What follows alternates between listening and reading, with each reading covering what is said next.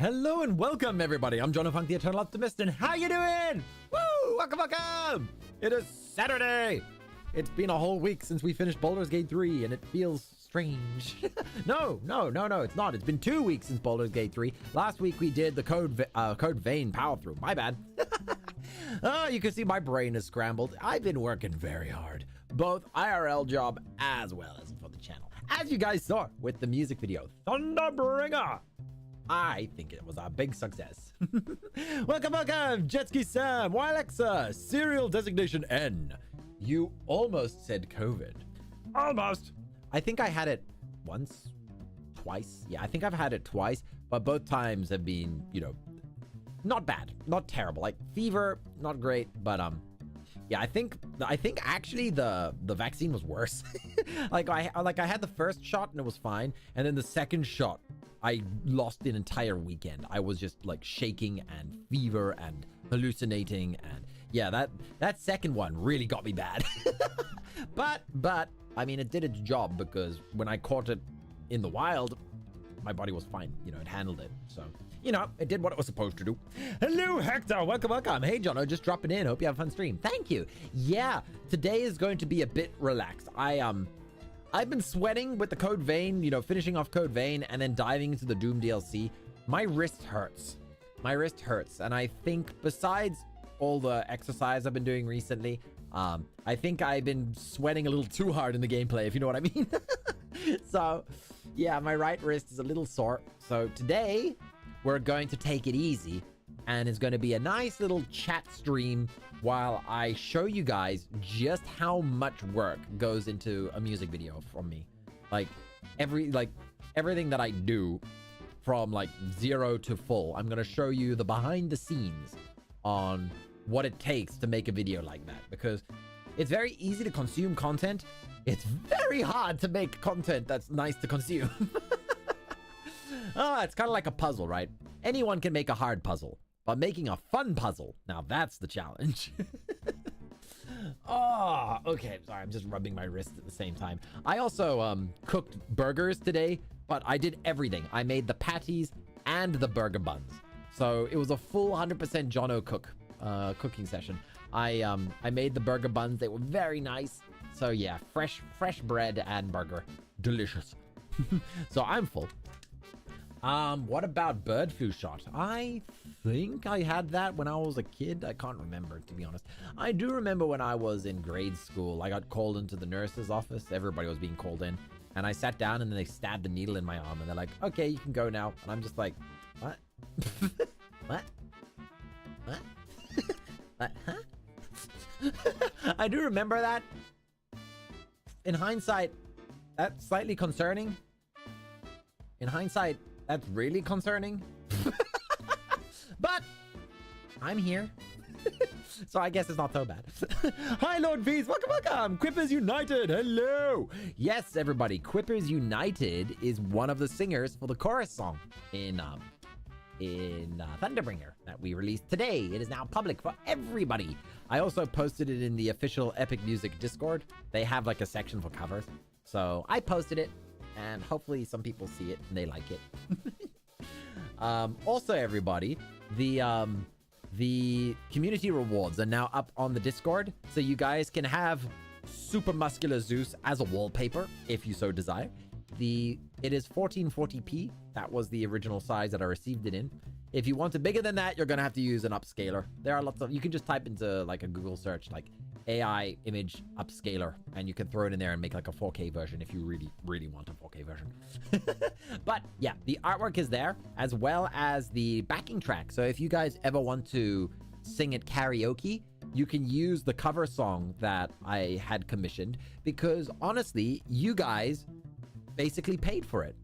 Everybody's donations and support covered the costs for the music video. So yeah, the art and the cover song is yours, which is why I want to give the backing track for free to you guys. So yeah, it's in the community road section. So if you guys ever want to like try and sing it yourself, you're more than welcome to post your version on the Discord as well. Let us know how it goes, right? Because we're a little creative community here. So yeah.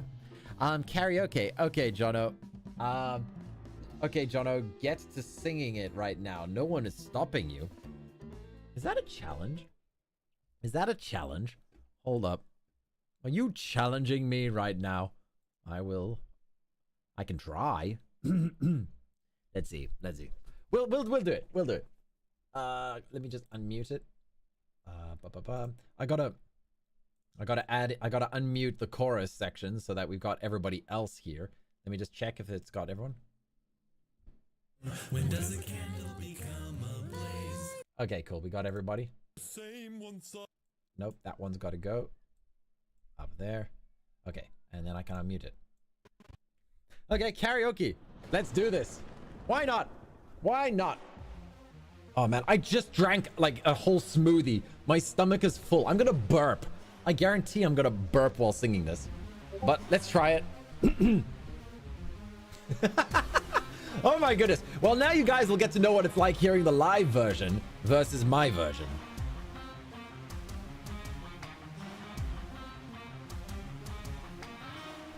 Bride is a damsel in distress, hiding away where only I can undress her, dry all she cannot to confess. In the end, it's all the same once I apply all the pressure.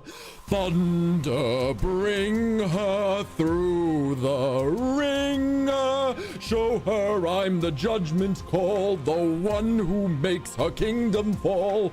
Lightning, wield her, use and yield her. Show her what she can't conceal, for true nature will be revealed. Tell me, Odysseus, if I were to make you choose the lives of your men and crew or your own, why do I think they lose? Enlighten me, King of Ithaca, since hunger was far too great. I wonder who'd take the weight of the damned and suffer a gruesome fate. To the thunder bringer, here to ring your ears until you're deaf with fear, and spear you while your death is near. Lightning wielder, here to yield your time, for you have passed your prime. Sublime you for your act of crime. Choose. Choose? Someone's got to die today, and you have got the final say. You or your crew? Please don't make me do this. Don't make me do this. When does a comet become a meteor? When does a candle become a blaze? When does a man become a monster? When does a ripple become a tidal wave? When does the reason become the wave? When does a man become a monster? Thank you, Peppermint, for subscribing. Yeah, we're doing a little karaoke of it before we go into the details. Peppermint_dog subscribe. Thank you. Yay! New subscriber. So yeah, we're doing karaoke right now. I have to see her. Whoops, I muted Sauron. Wait, I muted Sauron. Wait.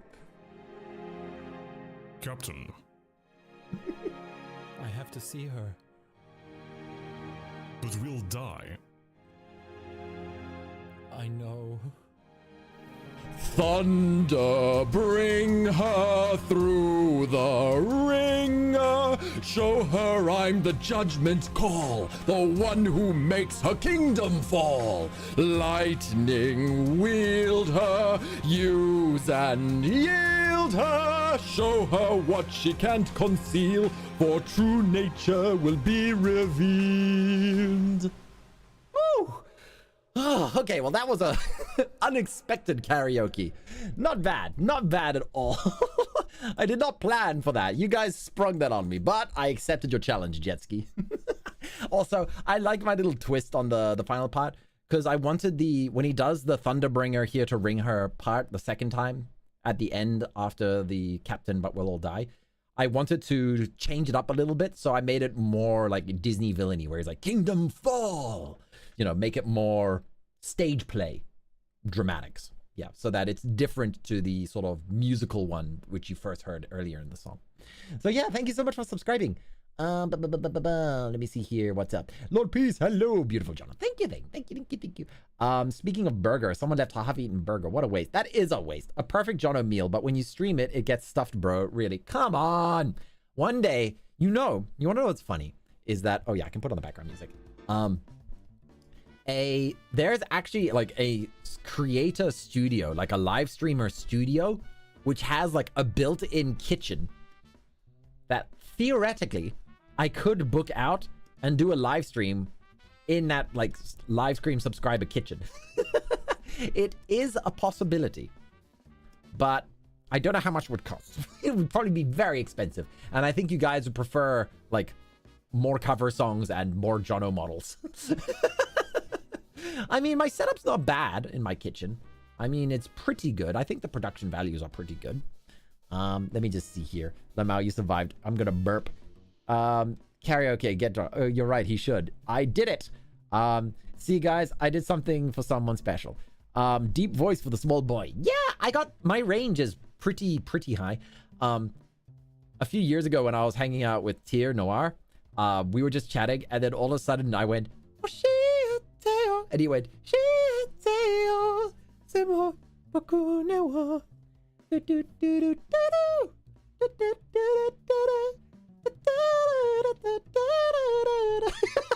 like he and I just like broke into like a spontaneous karaoke of oh man, what's the name of that song called again? I've forgotten.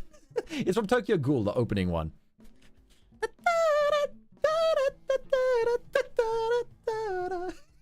It's so high pitch.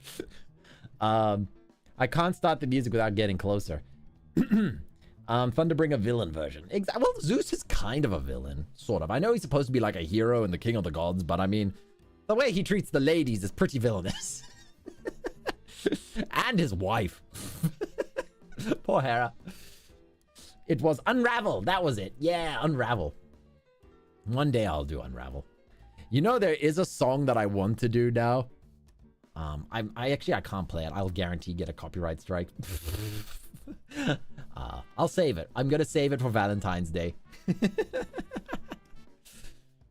Let's see. Jonah, I would actually make you karaoke Bury the Light thing if I don't know if you get a copyright strike. Is that from Metal Gear Rising? I think it is. I would love to do Rules of Nature. Rules of Nature!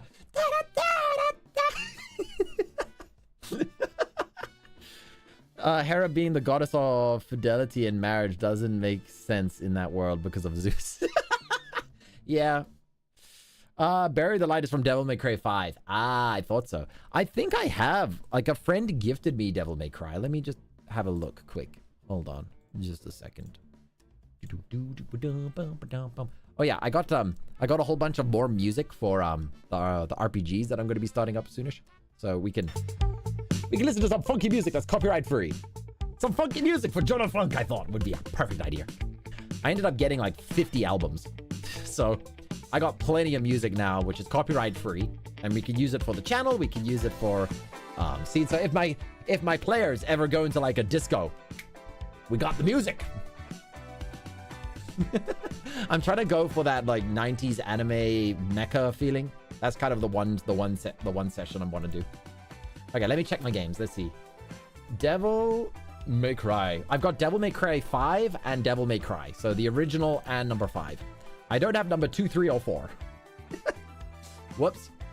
Well, I got DMC 5, so.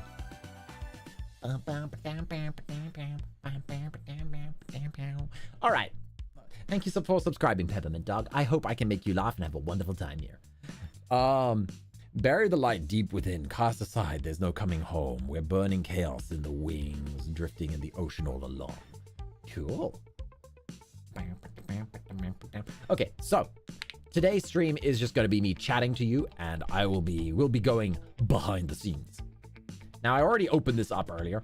What I like to do is I'm used to using Audition because that's what I was like trained on, is like the Adobe suite. So I like to do my first recordings in Audition. I'm still learning FL Studio, but so as you can see here on the whoops, just a sec, stop it. Hold on, that's not right. I'm just moving these down here. Burp. Okay, I can mute you. All right, so what's going on here? On the top track, we've got the backing track, obviously. You know, you can hear the Thunderbringer over there. Okay. Second track is obviously my vocals. As you can see here, whenever I go into a recording, I will capture a noise print, and then I will apply that to get rid of any background noise. I then also go in, and any points where I breathe, you're not going to see it on this one, but if there's a breath, I would grab it and then shrink that breath down by minus 10 dB. That way you can still hear the breathing, but it's not in the middle of the song, right? So it's not like obvious in your ears, but it's not like unnaturally quiet either. So you hear a subtle like, but it's, you know, it's not intrusive. So I have to do that for every part where I breathe. I have to find it. So I have to go in, and then I have to select it and then lower it down. And then what I like to do is I also like to grab certain words, and I like to push them up a little bit, like a decibel or two, so that certain words are punch a little higher. So you can see the punches here and here, and then it punches again over here. So I literally go in and alter my recording, and then I chop it up and time the frequencies so that each part is perfectly in sync with the beat of the song, so that there isn't, and because the reason I have to do this is that if you're off even by a few milliseconds, the human ear picks up on that. They go, something's not right. Something's not right. So you have to make sure that everything is on the right beat. Otherwise, it feels off. Hey, Sinclair. Hey, Ludwig. Welcome. Yeah, Ludwig's also in here. I will get to the chorus in a moment. I'm just showing you guys what I do with my voice first. So as you can see over here, we have a whole bunch of effects, right? So I've built myself a sort of custom vocal preset, which applies all of these things. So there's a pitch correction, but I don't use this anymore because it's actually, it adds like, it's glitching. It's adding like pops and static and stuff, and I hate that. A de-esser is super important because it takes all the S's and the and it grabs these frequencies, which is in this range, and it pushes them down a little bit so that the S's are not as harsh on the ears. Then I use an equalizer to sort of balance out the frequency of my voice a little bit better so that I like the way it sounds. I use a dynamic compressor so that it raises the volume on the quieter parts so that my voice sounds like it's got more energy, it's more full sounding. Then after that, I do another multiband compressor to play with the frequencies after the compressor after the condenser has expanded the voice, I process the frequencies again. And then after that, I apply a simple mastering, followed by an FTF filter. Sorry, I know that there's a lot of technical terms going on here, but I've customized all of these to suit my voice, basically. So whenever I do a recording, I can literally just go, apply Jono vocals, and it sounds good. It's a nice little cheat sheet. It took me a long time to dial all this stuff in, but let me show you the difference. Let me show you the difference with that when I turn it on and off, okay? So we'll turn off the background music so you guys can just hear the voice, and we'll turn off all the effects, okay? So this is what it sounds like, just raw. Thunder, bring her through the ringer. Now when I turn on the effects. Thunder. Wait. There we go. Thunder, bring her through the ringer. You can hear it's got much more like punch to it. It's got a bit of like a pizzazz, like it's got oomph to it. I can add an echo and a reverb, but I'm not going to do that here because I actually do that in FL Studio. So before we go to FL Studio, let me show you guys the chorus, how I did the chorus. So hold on. chorus. Here it is. So here's everybody's voice lines. So let me just mute everyone first. Hold on. So we've got Ludwig. When does a comet become a meteor? When Hey, does a Ludwig. candle become a blaze? When does a man become a monster? You see, I had to sort of chop up the voices a little bit to get the timing of everyone together.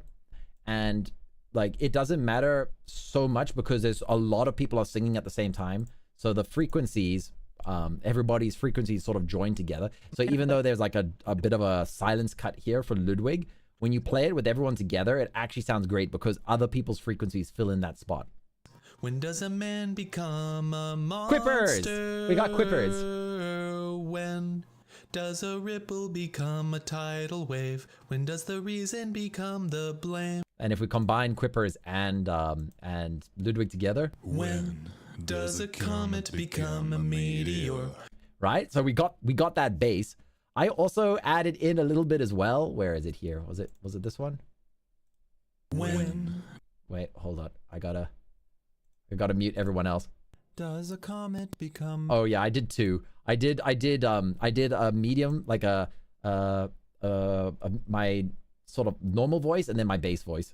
When does a comet become a meteor? When does a candle become a blaze?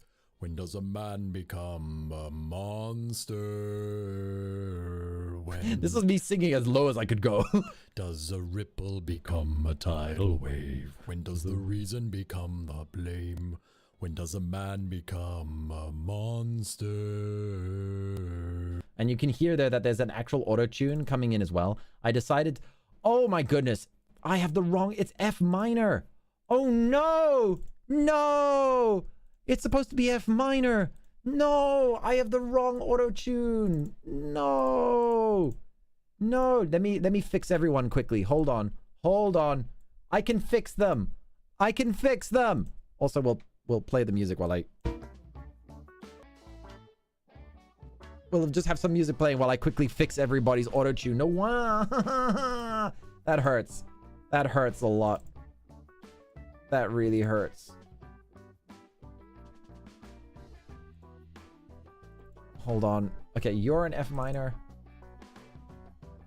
Oh yeah, we didn't use those ones. Okay. Okay, so let's see how everyone sounds now with the boys. Unmute and unmute. So this will be the low voices. When does a comet become a meteor? When does a candle Oh, that sounds so much better. become a blaze? When does a man become a monster? When does a ripple become a tidal wave? Hello, where Nonica Noga. Welcome to the stream. Yes, I'm just showing everyone how I made the music video for Thunderbringer. And my community, everybody, like a lot of people in the chat here, volunteered to their voice recordings, and I was showing how I combined everyone's voices for the chorus. So Quippers is over here. Hold on just a second. So this is Quippers. When does a comet become a meteor? And then Ludwig is here. When does a comet become a meteor? And then we've got Ciel over here. When does a comet become a meteor? And then we've got Sinclair is here. Yep, here's Sinclair. When does the comet become a meteor? Okay. Oh, wait. I don't... Wait, why didn't I apply... Yep, there we go. It was the wrong one. There we go. We can fix you, Quippers. Sinclair, we can fix you, Sinclair. When does the comet become a meteor? That's so much better. Ah, okay. I know Ciel and Sinclair also like offered like 2 versions each, but in the end I think I went with these ones. So when we combine them all together, we get When does a comet become a meteor? When does a candle become a blaze? When does a man become a monster? When Ludwig sounds like he carries a minigun. There we go. Ludwig, you sound really good, by the way. Yeah, of course.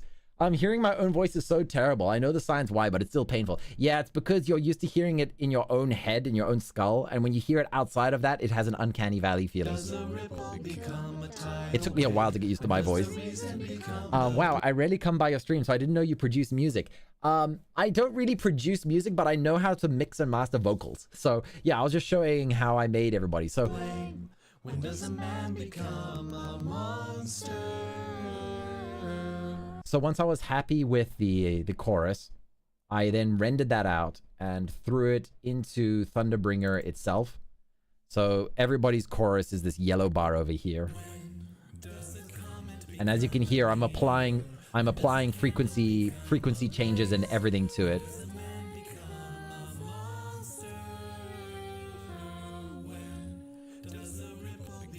This is Munchkin Hime over here, down here. Oh, why is it playing her twice?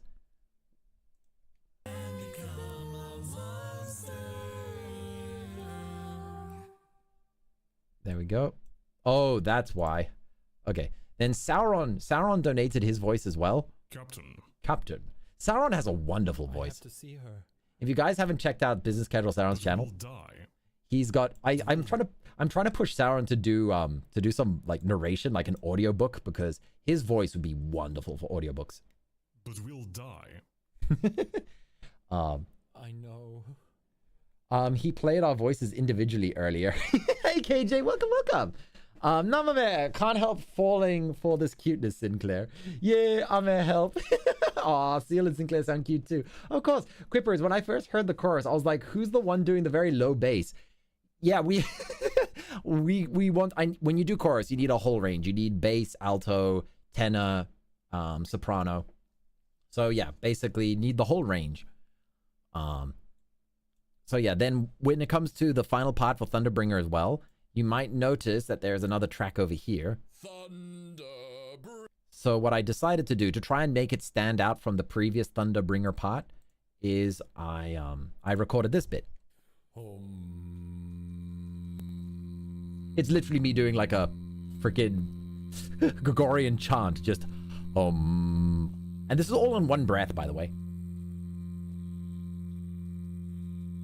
You can actually hear the audio in my headphones playing while I was humming. But the reason is because I wanted this frequency as a, not like a subsonic frequency, but I wanted it to differentiate the Thunderbringer for the final part, so it adds that ominous feeling to it. Because watch what happens when we combine it. Thunder, bring her through the ring. Show her I'm the judgment call, the one who makes her kingdom fall. Lightning wield her. So your ear, like, if I hadn't shown this to you, you probably wouldn't have noticed it. But now that you can hear that I'm actually doing a hum in the background, it's to create that, like, something threatening is, you know, there's something feels threatening here because you hear this in the background. So yeah, he flexed in the one breath part. I did professional swim, like competitive swimming and stage play acting with singing. I have a strong pair of lungs, okay? When I'm in the swimming pool, I can swim, like, I used to be able to do 100 meters in one breath. So I would do 4 laps of the pool in one breath before coming up for air. It's been a long time since I did that, so I can only do half of that at the moment. But I'm training. I'm going back to the gym every week now, so I'm swimming every week. So I'm going to build up my lung capacity again. But yeah. So once I'm happy with this, I then have to render out everybody's lines differently. So I would mute everybody, and then I would export this one as Jono or as Zeus 1. You know, so once I've rendered everyone out, I then go to a program called FL Studio. Now, this is a music making program. Like, this is what Nick Nitro uses to make his music. And sorry, we got a bajillion effects over here. Don't worry.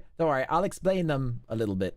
Like, we don't have to go into like crazy depth, but I want to show you guys the cool parts. So, zoom out, please.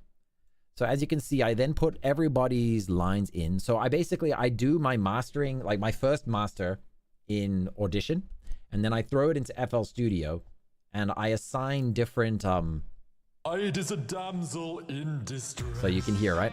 I'm on this track over here. So I apply even more equalization as well as the main star of the show, this one. If I just, is it Alt Enter? No. What was it? Control Enter? No. Okay. But basically this it adds a really like reverb feeling. And the other super important thing here is this thing here. So it's called Smooth 2. And what I'm doing is that I'm taking the frequencies of my voice. Undress her. So see how there's a little rope that's coming out here to the main final mix, and that there's another little rope coming out to track number 2. Track number 2 is set to 0, so you don't hear it. If I were to turn it up, it would double my voice. But we turn it off because it's got this one over here. And I've set this up in a very specific way, and I call it my carver. So what it's doing is that it's taking the frequency data of my voice, and it's creating an inverted scale of my voice. So you can see how it's going down when I'm speaking. And what it's doing here is it's taking those downward facing frequencies and applying it to the music track. So you can see that there's a little rope over here that's looping. So it's going from my voice to this one, and then from this one to the audio track. And basically what it does is that my voice's frequency is carved out perfectly from the music. So I'm no longer fighting with the song. The song is having space opened up so that only my voice takes up that space. But you cannot hear any difference. Imagine being able to like reduce the volume every time I speak for specific frequencies. That's essentially what's happening on like a micro level. And it makes a big difference because one of the things that this song really needed was to make it sound powerful, right? It's Zeus. It's the king of the gods, right? So I really needed to make sure I used every trick I could to make it punch and boom. So hiding away where only I can undress her. Try all she cannot to confess. So yeah, we've got obviously more frequencies I'm playing around with here, and then I'm applying another smoothing effect because there's one here called taking the edge off, so the voice is not as harsh. So I'm applying this one to take the edge off. Then I'm using another compressor. I'm using a limiter so that my voice doesn't exceed a certain level, because it's not healthy if a song goes above -3 dB. YouTube actually kicks in and will reduce the volume of your videos if you break the -3 dB level, because it can physically injure listeners. So if YouTube detects a song is too loud or a video is too loud, it will actually reduce the volume of your whole song, and it can mess up your upload. So if you ever are like uploading to music or stuff to YouTube or wherever, make sure to always use a limiter and like dial it into -3, so that way your song will never actually hurt somebody who's listening. Let's see. Then this one is called Sound Goodizer. I have no idea what it does, but it does exactly what it says. It makes you sound good. Listen, I'll change the different versions as we go through. Hiding away where only I can undress her. Try all she cannot to confess. I found setting C was my favorite. A is also pretty good. B is terrible. I think B is more for rock music. But yeah, I like C. C is the one I decided to go with. Zeus needs to sound like I'm in your face, if that makes sense. Exactly. The best thing about FL Studio is that it's not a subscription service. Exactly. Most of these plugins, most of the plugins I'm using are free, but Soothe 2 and where is it? Hold on. Just a second. It's somewhere here. Oh, okay. I thought I was using it, but apparently I'm not. I also have Auto-Tune. Yo ho, a pirate is free. But yeah. Anyway. So let's see. What else did I add? Oh, yeah, here we go. So I also added in a flanger. So a flanger makes your voice sound wobbly, like, but I only did it at like 10%. So again, I'm using every trick I can find to try and make the voice boom. And I struggled for like the past month to find it until I did this one trick that doctors hate. So here's the trick that I did. I took my voice recording with the audition effects, and then I also took one without any of the audition effects. So I've actually got my voice playing twice down here. This track and this track are both my voice. But let me mute my main one so you can hear. Can you hear that?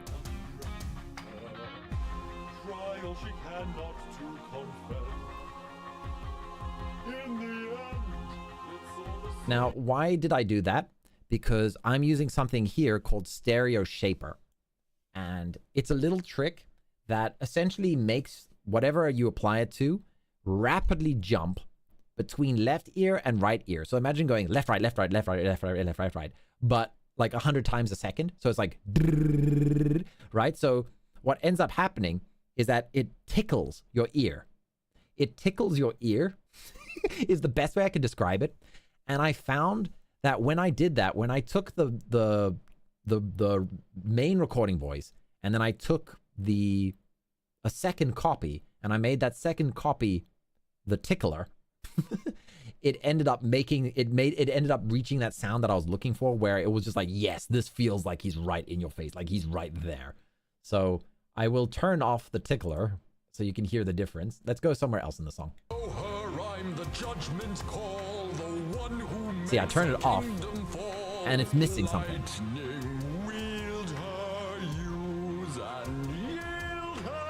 But when I turn it on, I can feel it like ring, like buzzing my ears a little bit. Tell me. So yeah, I had to do huge amounts of. You see all of this text over here. All of this is basically effects and stuff that I've applied to it. I need to look up FL Studio. Audacity is good, but this looks better. Yeah, this is amazing.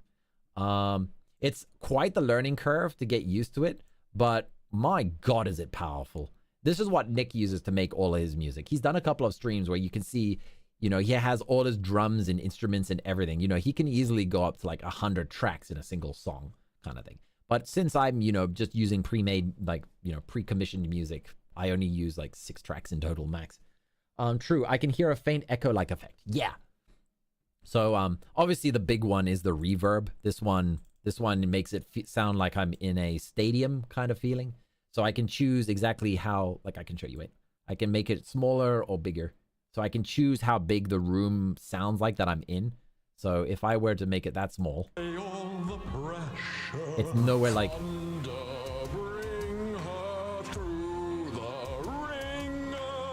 See, so yeah, the reverb was another like super important one.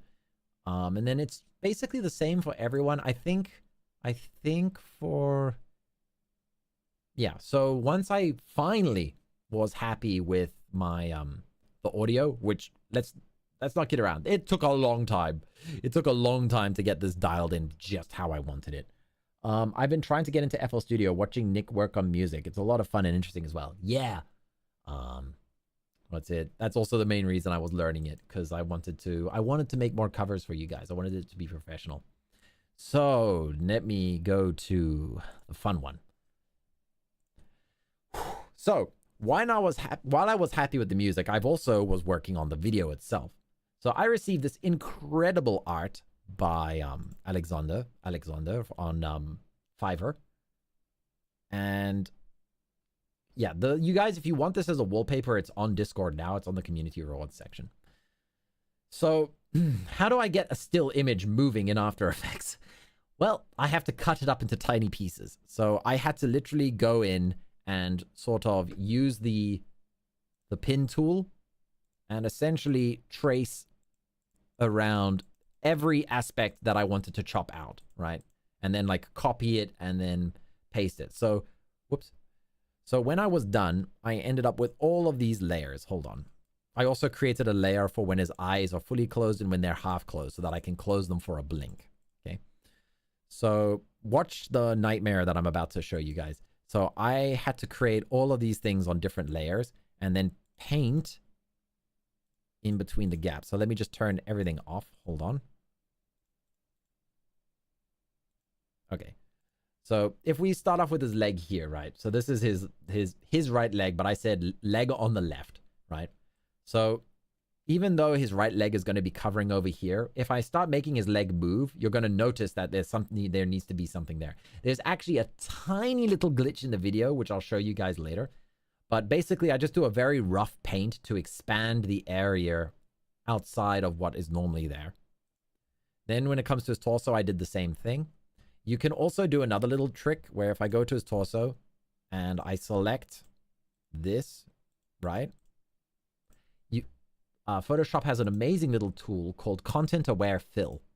And what it does is it scans the layer for information and then tries to mathematically guess what should go there. So if you do that, you can sort of get the flesh tones added in as well. So that's another little trick you can use. I do it when I make YouTube videos and I need like an extra space, like this much more clouds. I'll use the Content Aware Fill and it'll detect the other clouds and then it'll try and create similar clouds over there. So very useful. So yeah, essentially once I've gone and expanded each piece individually, yep, every single piece I had to cut out and paint onto.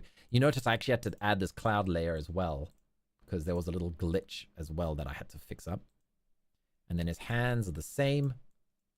So you can see that there's a lot of work that goes on. Oh yeah, here's a nice and nasty. You can see I just did like very rough paint because it's not going to be revealed for more than a few, like half a second at most. So it doesn't need to be like ultra perfect. You can see my wonderful art skills on display here.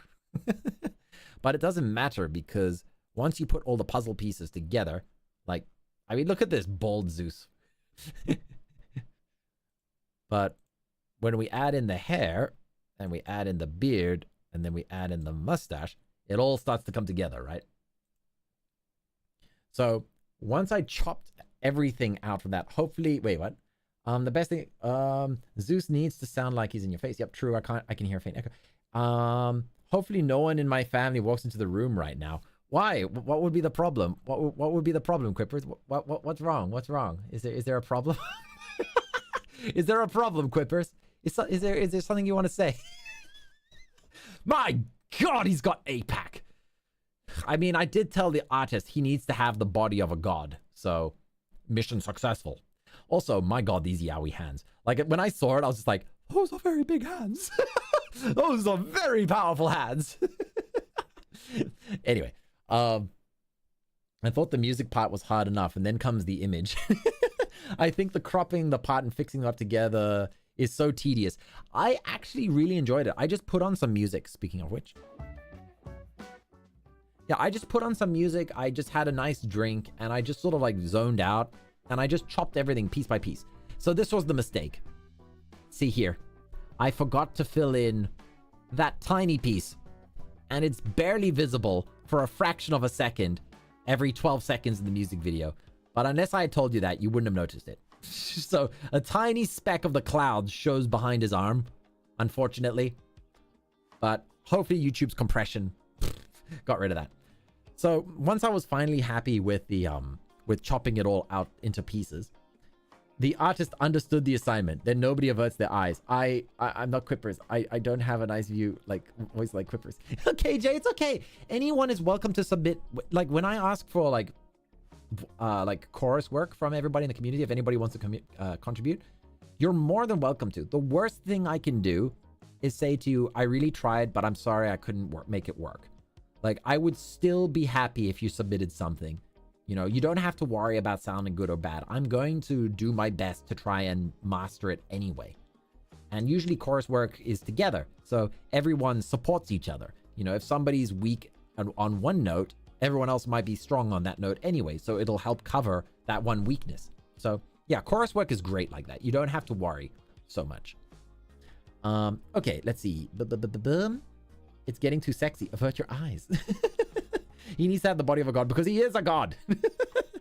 Okay, and thus delivered the haunting horrors, which is perfect because they're all going to die. Okay, so going to not audition, After Effects. Okay, so I threw the Photoshop file into After Effects. And what's wonderful about that, because it's all Adobe, you know, the Adobe suite, is that it understands every layer in Photoshop gets added as an extra layer in After Effects. What I had to do next, though, is the fun part. This was also kind of enjoyable. Again, I just sort of sat down one evening and just did it all in one evening. But if I select a layer, like the torso, right? And you click this little button up here, this little pin button. It's called the Puppet tool. And what you do is you place little puppet pins, which you can then drag. So you see all these pins over here, these little yellow dots that have appeared. Whoops, where'd they go? Here they are.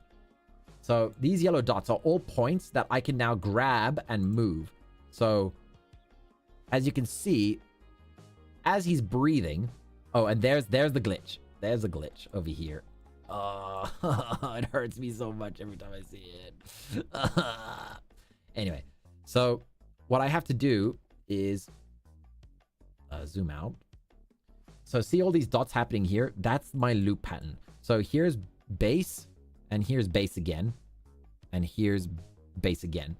And essentially, I just choose one part in between, and I'll just show you now as an example, right, to extremify it. Right, I'm gonna bend like, we're gonna make him have an hourglass figure, so he can finally understand what the ladies went through that he was so busy seducing. Also, wait, hold up. We're gonna bend him. We're gonna make him bend. There we go. So so what's gonna happen now is that the puppet tool is going to warp between this time and this time down here at the bottom left. And it'll then move those pins depending on where I want them to go, right? And then it'll try and constantly move between each of the markers. So if we render that out, it's gonna make something very freaky.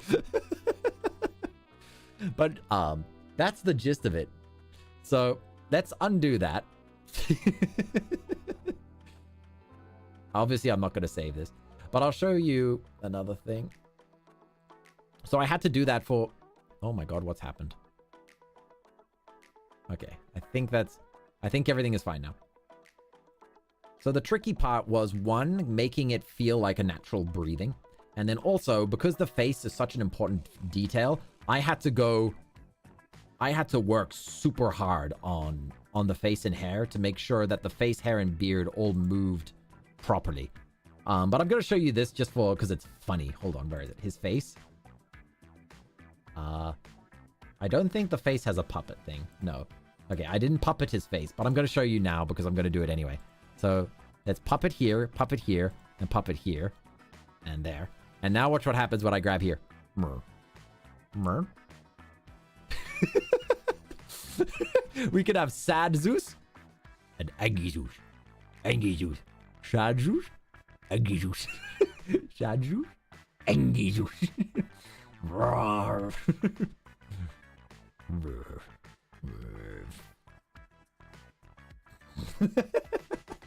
Wee. Wee. So yeah, that's basically the puppet tool. So it's kind of fun. Like, there were moments where I was getting a little bit bored, so I then just grabbed his face and was going. But yeah, essentially I had to, because there are four moving parts here. There's his beard, his mustache, the back of his hair, and his little cockroach antennas. So I had to make everything move so that it would feel like there was a breeze and a wind. I also experienced a weird glitch with the hair, where for some reason the hair just disappears. There's like a black line over here. You can see it just straight up cuts it off. And I have no idea why that happened. Like, I literally don't know why it cuts it off. So I had to make sure that when his hair moved to the left of the screen, that it never went past that invisible line, because otherwise it would get chopped off. So yeah, I had to work very hard to, like, I had to make sure that the wavy hair didn't go too crazy there. I don't know. I tried to get rid of it, but that was a weird bug that I just could not fix. So with this program, Zeus would have the ability to pose like a JoJo. Exactly. Hi, Thankful. Welcome. Go for angry Zeus. He can make the woo face. Yeah, exactly. That's what's cool about the puppet tool, is that it makes animation really easy, because you just pick a point in time, you move it, and then you move to another point in time, and you move it again. And then you move to another point in time, and you move it again. And then you watch it back, and you go, okay, that didn't go so well, so let me just move this here and move that there. Also, did his hair just... No. Okay, it's fine. But yeah, the end result is basically the illusion of a wind blowing in his hair. And that's what I was going for. So, after I did that, I needed some clouds, because as you can see here... he's kind of missing feet. He's kind of missing feet, so I was like, crud. Crud. I'm going to need clouds. I'm going to have to render a particle system to add in clouds. So I added in a blank layer, and I'm using a Hollywood level effects system from Red Giant called Trabucco Particular. And basically, this is how they make like the Doctor Strange effects, you know, like the magic effects and everything, as well as like the HUD animations for Iron Man and all of that. They basically use trap code. So I'm using it here to generate a cloud layer. Hold on, it makes my computer cry. So just give me a second. Okay, so as you can see here, I dialed in these settings to match the color of the artwork. But I can do all sorts of like presets. I can make it raining feathers. I thought that was hilarious, that there's actually a particle effect over here called raining feathers. So I can make it rain feathers. You can choose the speed size, the opacity, the color, the environment, physics effects. So if there's wind, you can have simulation effects. You can make kaleidoscopes on. So you can do like all sorts of crazy, like this is Hollywood level. This is Hollywood level stuff that you can mess around with. You can also make it attached to different shapes and stuff. I've not experimented too much on it. But yeah, basically it makes my computer wheeze. It help. Wait, what? So as you can see, my computer is dying here with this one, whatever this is. Whatever these particles is trying to render, my computer does not like it. So I'm going to turn that off now. Yeah, whenever you get into particle simulation, you got to have a powerful computer, otherwise it cries. So once I was happy with the cloud layer hiding his feet, I needed rain. So obviously I simulated rain. Now the rain in Trabucco Particular I actually didn't like at all. So I went and used the built-in effects for rain in After Effects. And I found that the built-in rain effects actually worked exactly how I wanted them to. So also I've got it rendering at half speed, but if I put it on full, just a second, then you can see the raindrops over here, right? Like if I, okay, my computer is not liking this because I've got all the programs open. Okay, hold on. I got an idea. We already showed you guys FL Studio, so we're going to close FL Studio. Usually I work in these programs one at a time. I don't have them all open at the same time. So that's probably why my computer is like wheezing. Calm down. Calm down. Okay. So now my computer will probably run better. Yeah. So yeah, whenever I'm working, I try to use like quarter resolution or half resolution so that it's easier to work with. Zeus is so powerful, he makes his PC weep. Nah, the PC needs more microprocessor and graphic cards for Zeus. Okay, so once I was happy with Zeus's animation and the rain clouds and the particle effects of the clouds there, I'm like, okay, if I want to work on the music video, I can't be simulating this every single time I want to change something. So I rendered out this whole video into a single video. So now I need to go to Thunderbringer. Okay, hold on. So we've got the art layer. So I took that video that was 12 seconds long that we made with the moving body, and then I just repeated it over and over and over and over and over and over and over and over until the end of the song. And then whenever I wanted to do like dramatic zooms or anything, I would just... In a second, I'm going to press U. So you can see here that there is a position and scale keyframe set here so that it zooms in, right? So I also made a lyrics layer, and I have the actual song at the bottom here, and then every single lyrics appears over here. right? As well as the effects on it. So this is using a free plugin called Saber. And this is how you can make like Star Wars lightsabers, but you can do so much more. You can do fractals, you can do like this is more like actual lightsaber. You can do Inferno, you can do Nebulas, you can do the Harry Potter Patronus. Yeah, if I wanted, I could have like a Harry Potter Patronus for the lyrics. So yeah, Saber is probably my favorite plugin in After Effects. It's just absolutely amazing. So if I took like an owl and then applied Saber to it, I could make a Patronus owl if I wanted to. I should actually do that for like a like Harry Potter parody with Jono Funk. Okay, we're just taking it back to electric. There we go. So once I was happy with all the lyrics and the art, I needed to make the intro. So in the intro, you can see we got many layers, and you can see I'm working with a 3D space camera so that I can control all the camera's focus and pull and whatnot. So yeah, it looks like there's 4 cameras here, but there's only one camera. This is the camera that's pointing over here. And this is the Thunderbringer, is that little line in the middle there. But yeah, you can see I'm pulling the focus of the camera at the start of the video. So if you see on the right there, over here, you can see it's also pulling the focus. So I'm using 3D cameras as well. I've been using Adobe for like 10 years now, okay? I really like it. So I had to create lightning effects. So you can see all of these are keyframe animations that I've done in here.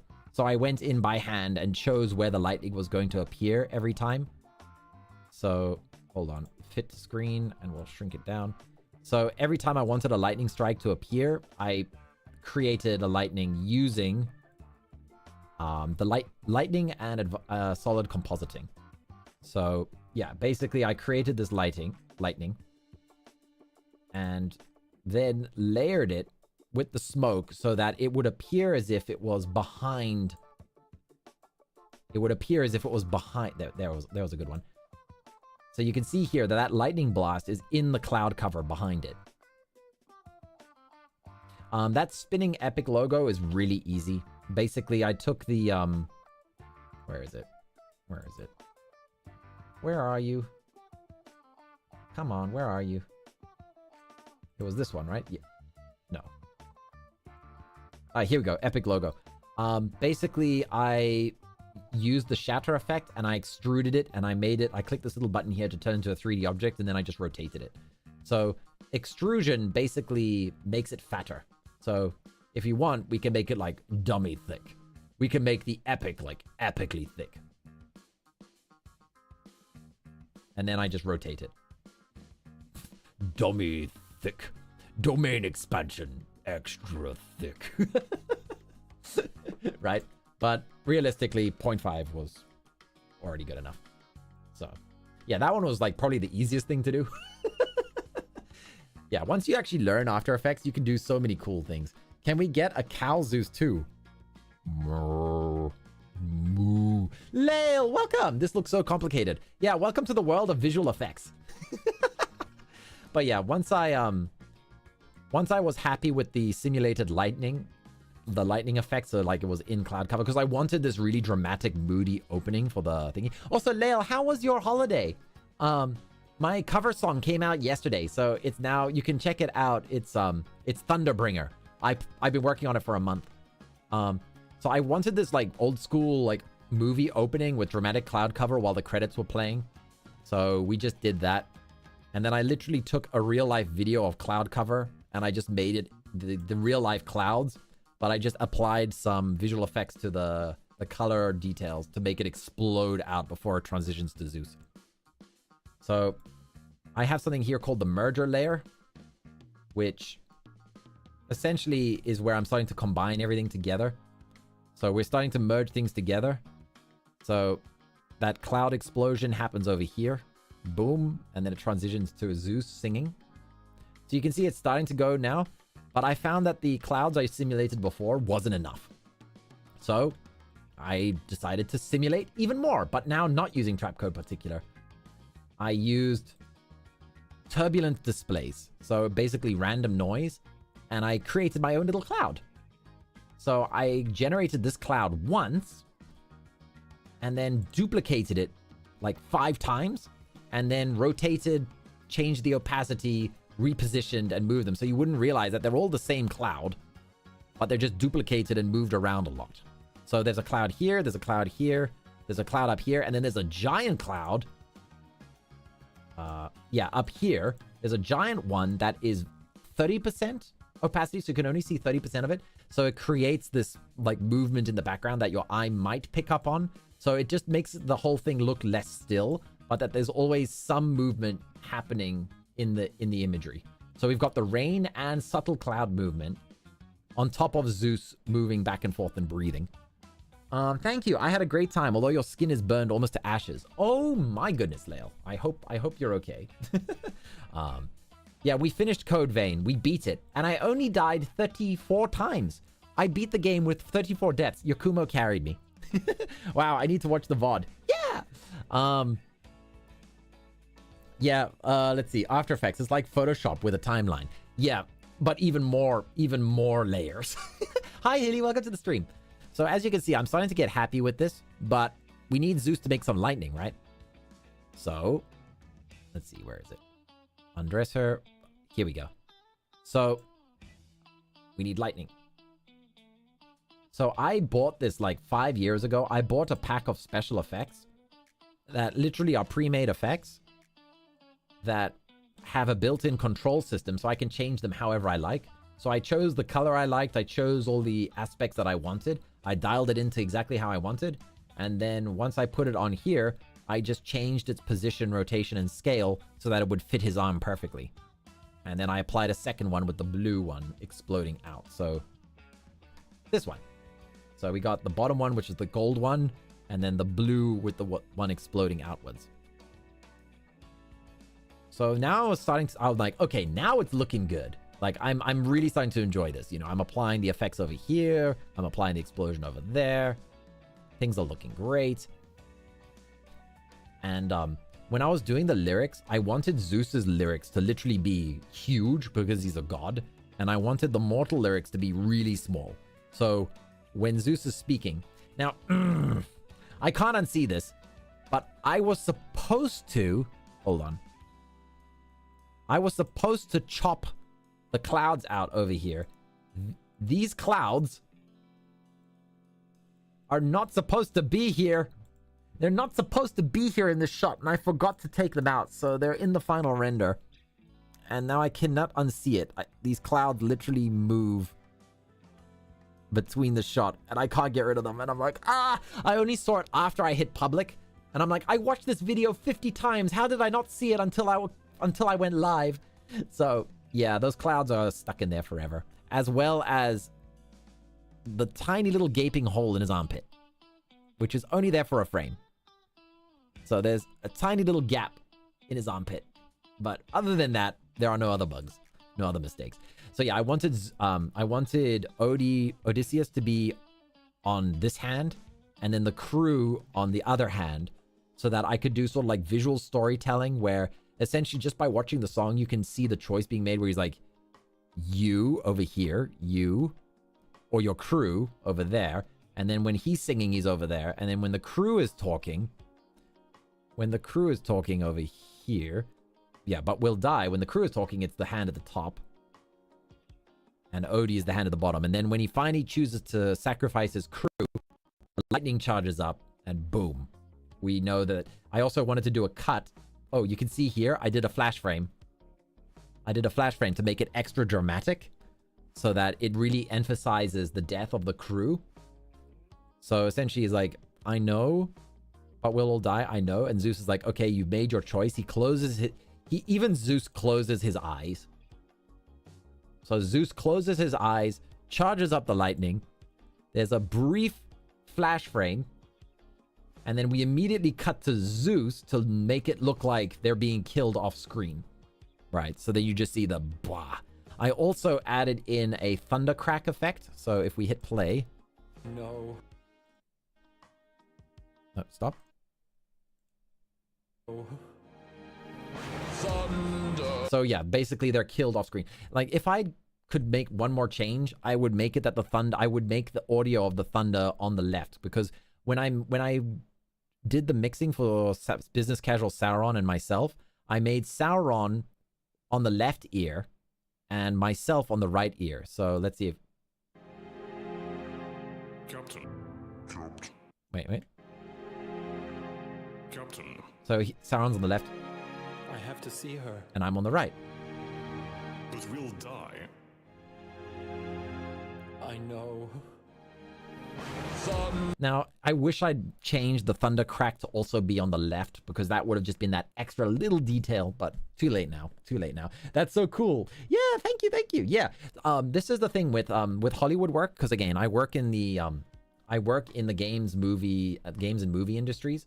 So, when you're making a production like this, a production is the result of a million little choices that come together to make something incredible. And it's all these sorts of things. The fact that Zeus closes his eyes when Odie makes his choice, when the screen does that single flash frame, when the lightning is blasted offside, when the voice is on one side of the ear, all of that comes together to make an experience that feels right. Like, I could have just been lazy and just let the animation loop, but then it could have had the risk that he blinks while he's killing someone, which would look weird, right? So you have to make these decisions. And yeah, if you make 1,000 good choices, you end up with something great. Wow, I just watched the clip, and congrats Jono and everyone else. It's great. Thank you, Lil. Thank you. Yeah, so when I was finally happy with everything, there was one more thing here. I think. Was it? Oh, yeah. Yeah, I remember now. Okay, so now I'm like, okay, the video is now great. Like, I would consider this the video is now ready for post-processing. What is post-processing? Well, it's above my merger layer, so I call it above merger. And at this point, it's allowing a fade in, but then I also apply a noise level. So you can see there's a whole bunch of noise being generated. And the reason I do this is because it makes the video feel like it was shot on film, like old school film, not a digital camera. So it sort of dirties the image a little bit. It also helps hide any visual effects glitches. Like the armpit I showed before over here, where the armpit was, you can see one leak on the armpit over here, right? You can see that there's a little gap in his armpit, but with the noise being added in, it actually fills in that gap a little bit. So adding in digital noise is a very clever way of sort of making it look more old school, but also sort of covering any mistakes you may have missed. Like, it helps sort of smooth it out a little bit. Also, I rendered this entire thing at 24 frames per second rather than 60, because if I'd rendered this at 60 frames per second, one, my computer would die while trying to work on it, because it would literally have to work twice as hard. And the second is that it would make Zeus move like jelly. Like, he'd be wiggling like jelly. But we're used to watching 24 frames per second, and this is very important for animation and such. Like, 7, 12, and 24 frames are usually the go-to numbers for animation frames per second. Film and TV usually shoot at 24 frames per second. YouTuber cameras usually go, YouTube cameras and stuff is usually 30 frames per second. 60 frames per second is for gaming and stuff. But watching real life films or animations at 60 FPS, it looks like jelly. Like, it looks wobbly. Like, it's too smooth. It looks artificial, right? So I add in a motion blur so that if there's any super fast moments, that it sort of motion blurs it as well. So this starts to make it look like a movie, essentially. So I'm color grading, I'm adjusting the color layers here with this one, I'm adding noise, and finally, I'm adding in camera shake over here. So you'll see that if we go up here to this corner, right? Oh, stop, behave. Okay, so see this little dot over here, right? See how it's moving, right? It's wobbling a little bit, because what I've done is I've used basically coding over here essentially, it's a mathematical expression, which I'll copy over here, and I'll paste it into chat so you can see it. Essentially, what this does is that whatever layer I've applied this to, and in this case, it's the position, because I have to scale the image so that it's slightly bigger than the zone I'm in. It's 103% bigger, but then I'm applying a wiggle code, a wiggle expression, which basically forces it to wiggle up and down. And I tied it to up here, which is called a slide controller. Slide controllers are amazing because basically it's like creating your own little twisty knob that you can control. And the reason why it's so cool is because when we get to this part, whenever Zeus uses his lightning, I twist that slider knob from wiggling at level 1 to wiggling at level 16. So essentially it goes from 1, builds up to 16, and then builds back down to 1. So it makes the camera, for a brief moment, it makes the camera... Come on. Hold on, just a second. Come on, I want to show... Behave. Why are you... Hold on. There we go. Okay, so for a brief moment, the camera shake, which is normally wiggling like that, then suddenly shakes all over the place. Look at that. Look at that wild shaking. Like, blob everywhere, right? Like, the camera goes crazy for this little bit. And I wanted that specifically for whenever he does a thunder strike, whenever he does a lightning strike. So, boom, it does a big shake. And then I just repeated that every time he did a big shake, I would do a... Where is it? I would do a flash frame and then a giant camera shake after the flash frame so that it's like the thunder rumbling after, like, because light is faster than sound, right? So light first, then big camera shake. And then I did it again over here. So yeah, I repeated that. And then once I was done with that, I'm like, okay, the audio is good. The video production's good. It looks great. And then we just got to render it out. And yeah, I added in this part. I don't like asking for donations, but I also wanted to highlight the fact that everybody who supports this channel, whether it's your comments, your likes, hanging out with me in chat, or giving financially, all of those things go towards making these videos possible. So thank you guys. Like, really, I love doing this for you guys. I love streaming. I love making songs. I love making music videos. And you guys have been giving so much to me this past year that, you know, I really wanted to see how far I could push my knowledge of After Effects and audio mastering to try and make the best possible song I could for you guys. Like, this right now, this is the best I can make, and I want to get better, but you know, I'm also working a full-time job, so I had to, after work, on the days that I wasn't streaming, I would have to then sit down for 1 or 2 hours after work for like the past month in order to find time in order to edit this. So yeah, I'm really happy with how it turned out, and I hope you guys liked it. It was a lot of work, but it's worth it. It's so worth it. And would you guys like a preview of the next song?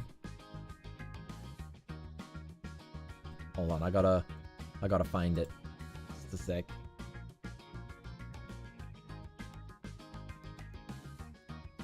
Okay, I'm gonna turn down the thing. So the next song that I'm gonna be working on is The Other Side with Tier Noir, because, you know, he submitted that like 2 months ago to me.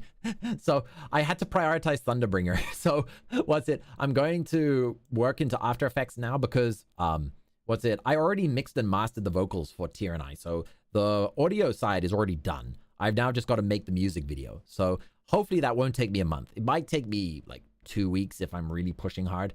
But yeah, so Tier Noir, The Other Side is going to be the next song I release.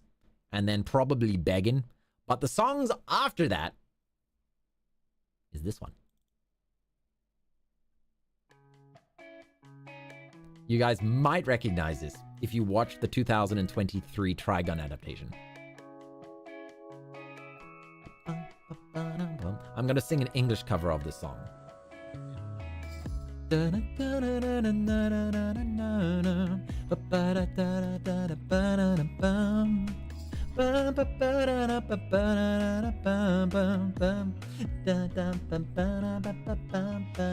Kokoni, that's it, Kokoni. So yeah, I got the cover song. I love this guy. This is the same guy who did the vampire song. He also did the cover song for me for Beggin'. So I still have to do the vampire song, but I'm hoping maybe Halloween. But yeah, so I want to make more music for you guys. I want to make more songs. So I'm going to try my best to sing an English cover of this song. So that's going to be what I'm taking on. His guitar work is so nice, right? I could just listen to this like as a background, as a backing track. It's so good.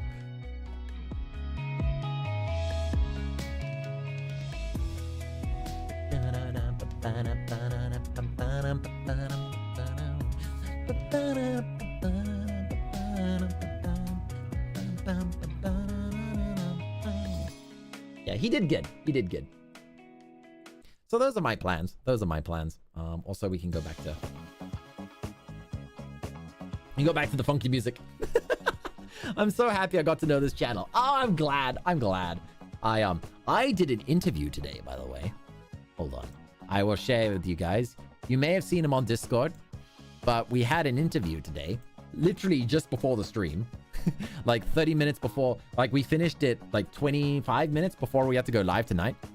So Jack Jinsky. And yeah, we chatted for about an hour straight. We got along really nicely. So yeah, he asked me a whole bunch of questions and I answered them. And yeah, he'll be posting a video sometime in the future on his channel with the interview with me. And I'm hoping that he and I can do a collab sometime.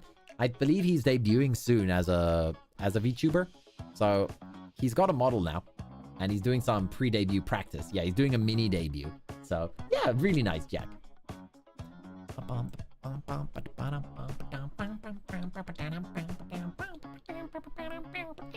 Yeah, so I told him, I was like, no worries, because I've had this a couple of times where I've had people message me and they're like, could we collab? And I'm like, sure. And they're like, really? Is that okay? And I'm like, why wouldn't it be okay? And they're like, but you have more numbers than me. And I'm like, I don't give a damn about numbers. I just want to have fun with people. Whether you've got 1 million subscribers or 10, it doesn't matter. You know, as long as we can have some fun together, like as long as you're a good person, then yeah, it's all good. So yeah. All right. Let's see. We've been going for an hour and a half almost. Is there anything else we can chat about? Because I know it's a just chat stream and a behind the scenes, but yeah, I Sinclair and Ciel. I don't know if you guys know, but there's an official Discord for the Epic community and musicals. So the actual composer guy is in that Discord. I posted a link to my Thunderbringer cover in the covers section, but yeah, what's it? Oh, it's getting quite a few reactions. It's got like 6 reactions at the moment already. So lots of people are singing, putting their own covers in as well. Oh, wow. They're already like, oh my goodness. Okay. It is going fast. Hold on. I'll see if I can copy a link to it. Okay. I think this is it. So, Ciel and Sinclair, here you go. This is the official, Epic Musical Discord if you guys want to go this. Lol, you're in the server already. Nice. But yeah, the actual composer is sometimes on that Discord, which is pretty cool. Like if he ever opens up auditions again, I might, you know, I will try an audition. Like obviously I can't take Zeus because he's already found a Zeus guy, but who knows if he needs another male voice. If he needs a villain voice, he should go for me. I can do the villain. Although there was that one song that he canceled, which was kind of scary. It was like all the men holding down Penelope, and I'm just like, oh boy, oh boy. Just a second, I'm taking a sip.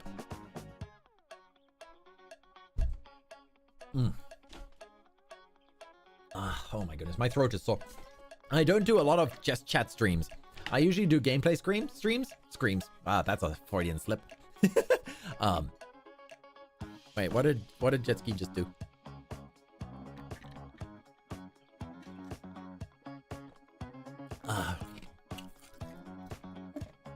The next saga is coming out soon. Oh, that's great. Yeah, sorry, my throat's a little bit sore because obviously I've been singing like crazy. But the screens come after the Batsu wheel. Ain't that the truth? Oh yeah, chat. So, Lael, you weren't here, but I almost got the I almost got the restart the game when we did the finale of Doom, when I was fighting the final boss on Doom.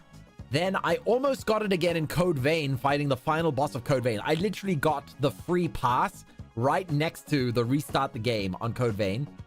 And then when we were playing Doom Eternal last night, after it took me 3 hours to do a single level, and then I almost rolled it again. Like, the past few days, the Butsu wheel has been giving me a heart attack. I'm like, if I get the restart the game for Doom Eternal, I'm restarting the DLC. I'm not restarting the whole base game. Your luck amazes me. Do you know how terrifying that is to happen on the final boss of every game? Nah, restart the whole of Doom Eternal. Please, no. Like, okay. This ultra-wide monitor that I bought, can support 240 frames per second. And Doom Eternal is so well programmed that it actually runs at that speed with my computer. So when I'm playing Doom Eternal, I am literally seeing it how many times? Let's see. Calculator. This is why my Gaokao would be so terrible. 240 divided by 60. 4 times. I am literally seeing 4 more frames than you guys see. For every 1 frame you see, I'm seeing 4 more frames.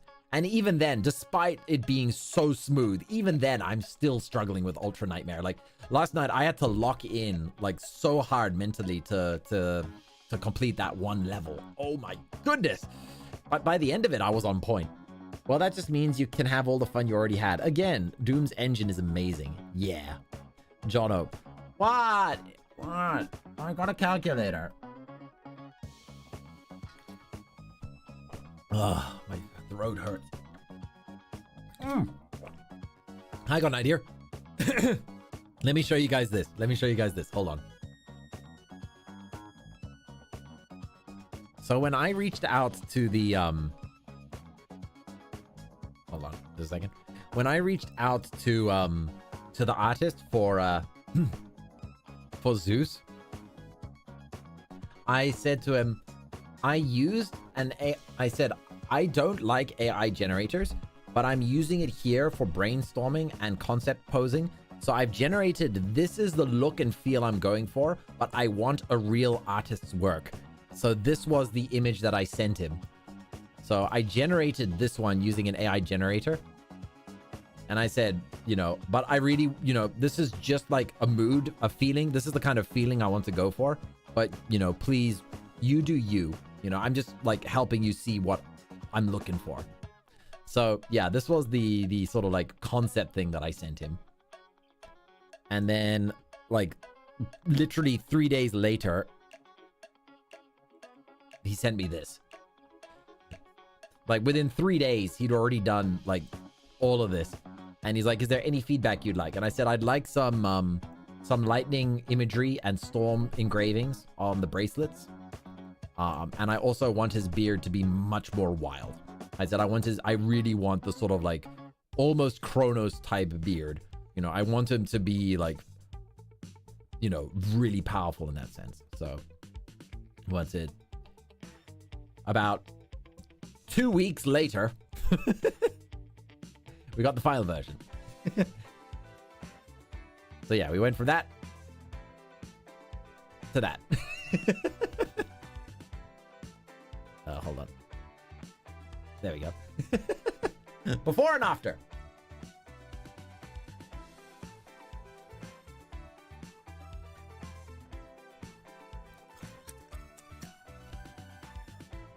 Jono, 240 divided by 4. Sorry, KJ. I was lazy, okay? I was lazy. Nah, the artist did a way better job than the AI. Exactly. But that's what I think the advantage of like AI tools is supposed to be, is to quickly concept so that a professional can go in and, has a clear vision of what it is that the client is looking for. That is what I feel like is the sort of like ethical use of AI for art creation, is for like concepting and storyboarding and mood boarding, being like, this is what I'm looking for, but please, give me something way better. Nah, the artist did it way better. Jono can make an awesome music video, but math and gravity. Shh. Shh. KJ, don't tell my secret. The artist captured Zeus' presence more. Exactly. Hold on. I've just got to go to the chat room. I'll show you what he sent me. Hold on. Fiverr.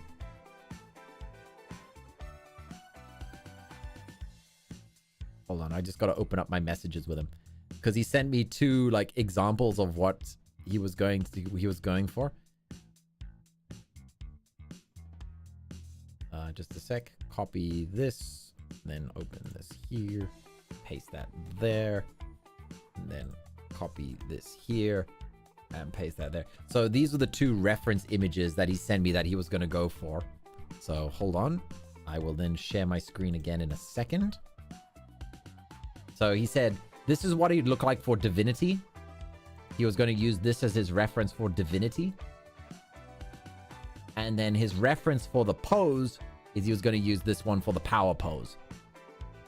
So, very nice. Very nice indeed. So yeah, these were the 2 images he sent me. Like after I like sent him that generated one, he's like, this is how he's planning on doing representing divinity and how he's going to represent the pose. And well, yeah, we ended up with the 2 combined. Oh no, damn. Do you guys want me to post these 2 images on the Discord? Something tells me you guys want these.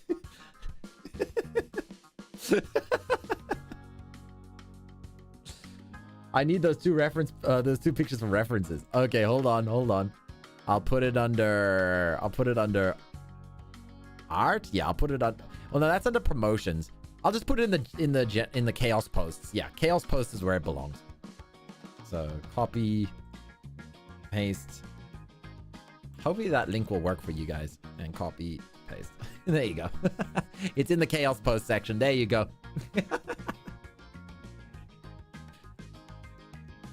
Oh yeah, Ciel and Sinclair. What's it? I started watching Journey to the West today, the 1986 version. It's free on YouTube with English subtitles. The CCTV, so China channel, Central China channel TV, they posted it on YouTube for free. I was like, oh, I don't actually have to go anywhere to find it. So the first episode has like 3 million views. So yeah, I started watching the first episode today. It's very funny. Like, I was laughing, but I'm like, okay, Jono, come on.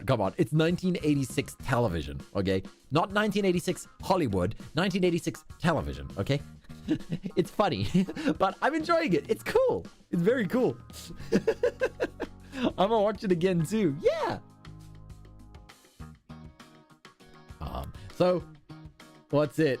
It's on it's on YouTube, and what's it? I'm gonna watch it so that when I play Black Myth Wukong next week, we'll I'll have a little bit more knowledge on the Journey to the West before we go to it, because I hold on. I installed the benchmark tool today, and it actually runs surprisingly well. So I bought the game. But it only comes out on the 20th, which is Tuesday. So yeah, we have to wait until Tuesday, which is unfortunate, but it is what it is.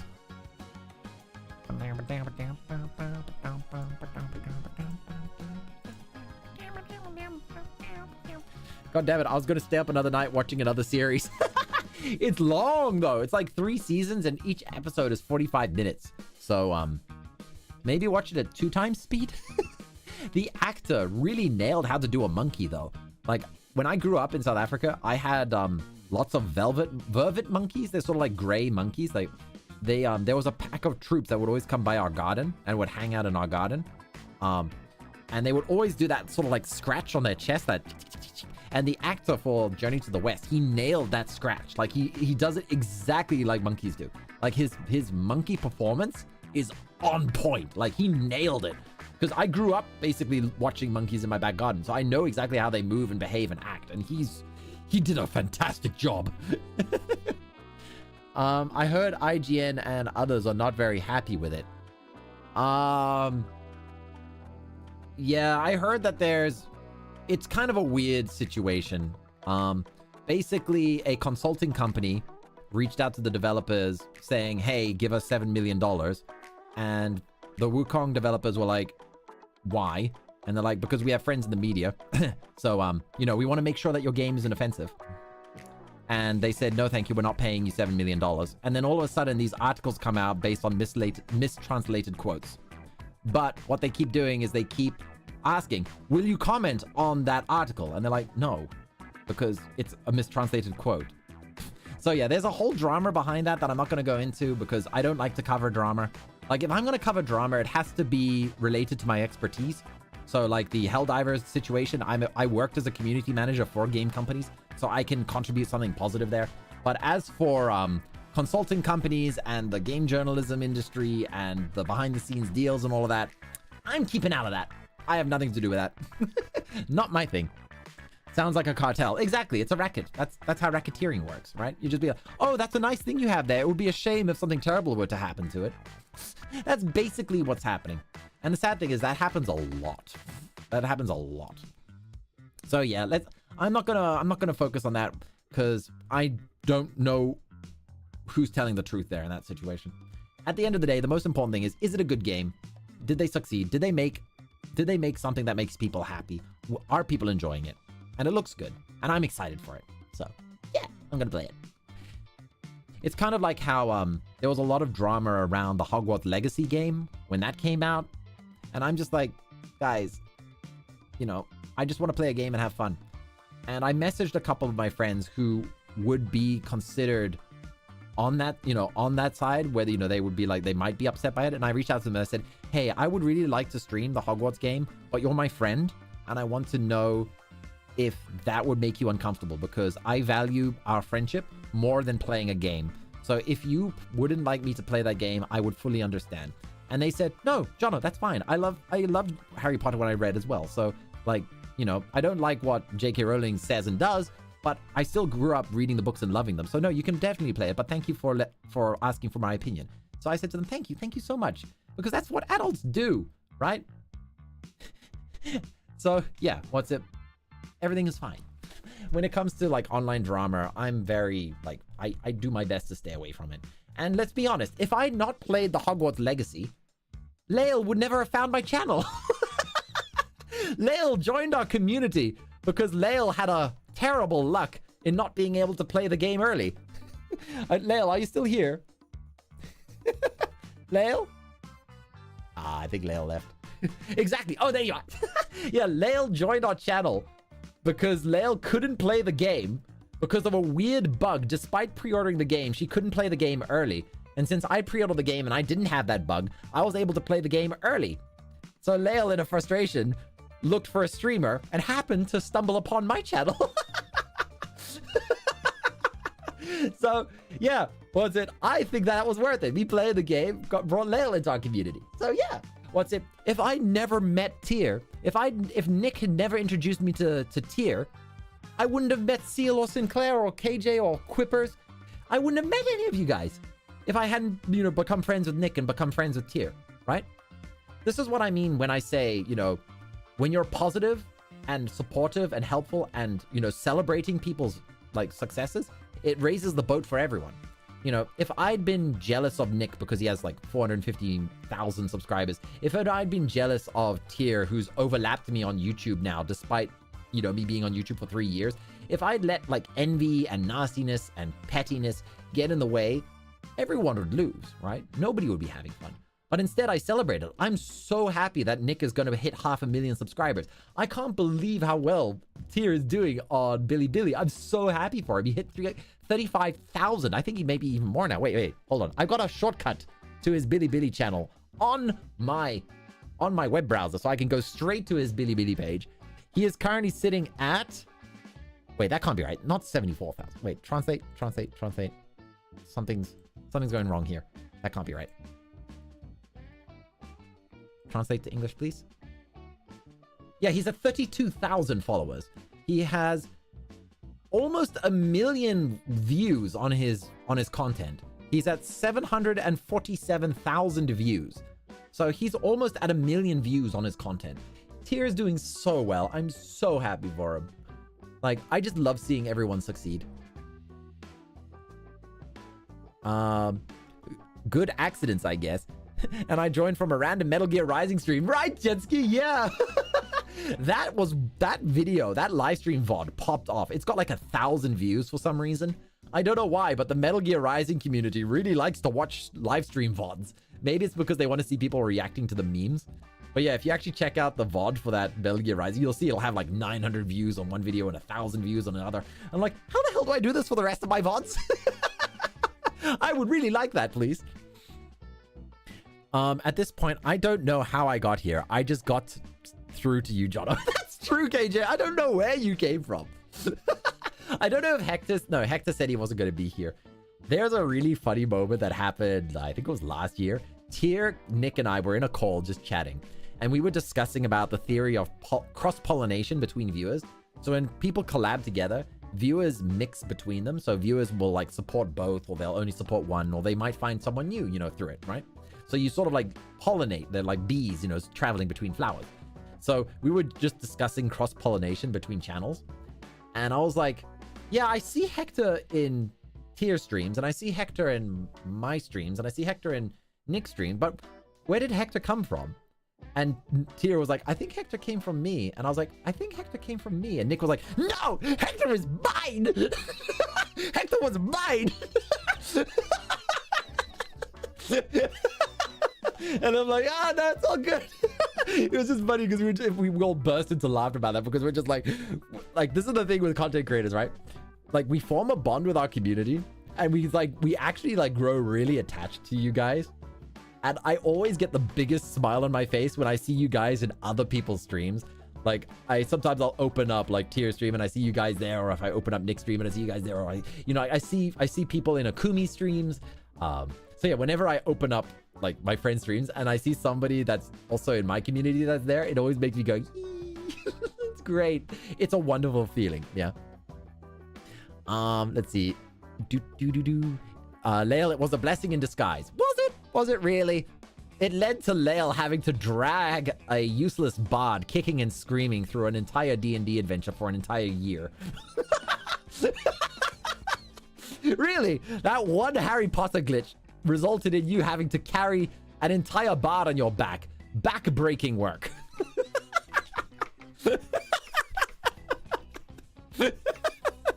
The Metal Gear Rising stream has 1.3 thousand views. How do I get that to happen for my other streams? Let's see. Did I miss anybody's comments? I do go back and reread everyone's comments, by the way. Hector just spawned. Yeah. And now Lael, we get him to suffer. Hector is isekai'd. So let me get this straight. Jono, Tier, and Nick have a crush on Hector. No. We were discussing everybody in turn. We were talking about our community members and how like everybody has their own sort of style in chat. You know, like everybody has their own sort of style, the way they engage with chat. Some people are quite shy and they don't want to talk. Like, funny enough, I'm actually kind of shy in most live stream chats. I don't like to make a lot of noise. But yeah, so we were just discussing everybody's styles, and then that led to the talking of cross-pollination. Then we're like, oh yeah, where did some people come from? Which then led to us fighting over people. Lysandra, where are you? Lysandra's been there basically since the beginning. Man, Lysandra basically watched my content throughout all of their high school, and now it is in university. That's insane. That's insane to think, you know, that they were watching me on their phone in their classroom, and now they're at university. Next thing you know, they're going to be having kids and getting married. And here I am. Same model. Same model. One day we'll get a Jono 2.0. Jono, you're shy? Yeah. Okay, the exception is in Tier and Nick streams. I'm a chaotic little gremlin in the chats on Tier and Nick streams. But that's because I know how to make you guys laugh in his streams. Well, that's it. But if I'm in somebody, like, say I'm in Dame Gina's chat, right? Like, I watch, like, Gina's streams, and I like to listen to it. Like, she's a very comfy streamer. And I really, really need to work on the role-playing games so that I can invite you guys so that we can all collab together. But when I'm in Gina streams, you know, I'm very quiet. I don't actually like to talk too much because I feel like I might sort of dominate the conversation. You know, like I might shift direction too much. So like, I don't know what to say. So I just sort of like lurk and listen kind of thing, right? So I'm usually like quite shy in chats, like other people's chats, especially if they're like people who are not in my sort of like close friend circle. But if it's my close friend circle, then yeah, I'm a gremlin. I'm a gremlin. I did a career test, like a psychological evaluation test. So performative, cognitive, behavioral, etc. And I came out as ISTJ. So introvert. Oh yeah, what was it again? Hold on. ISTJ. So I was 1% introvert. So I have a social battery that drains, but it drains very slowly. I like being on the stage. I hate being in the crowd. So what is ISTJ again?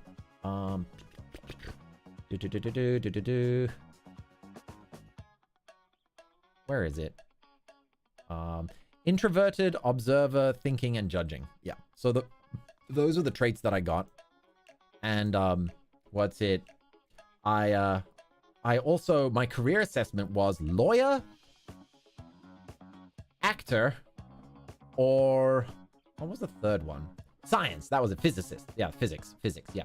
It was physics, law, or acting. Those were my 3 recommendations for my career. Which is pretty wild choice. So for my when I was in high school still, I decided to do a one day experience at a law firm. And I loved the courtroom, hated the paperwork. And I was just like, yeah, no, I'm not doing this career path. Nope, that's a nope. But the lawyer was very nice. He took me out to lunch at this like 5-star restaurant steakhouse.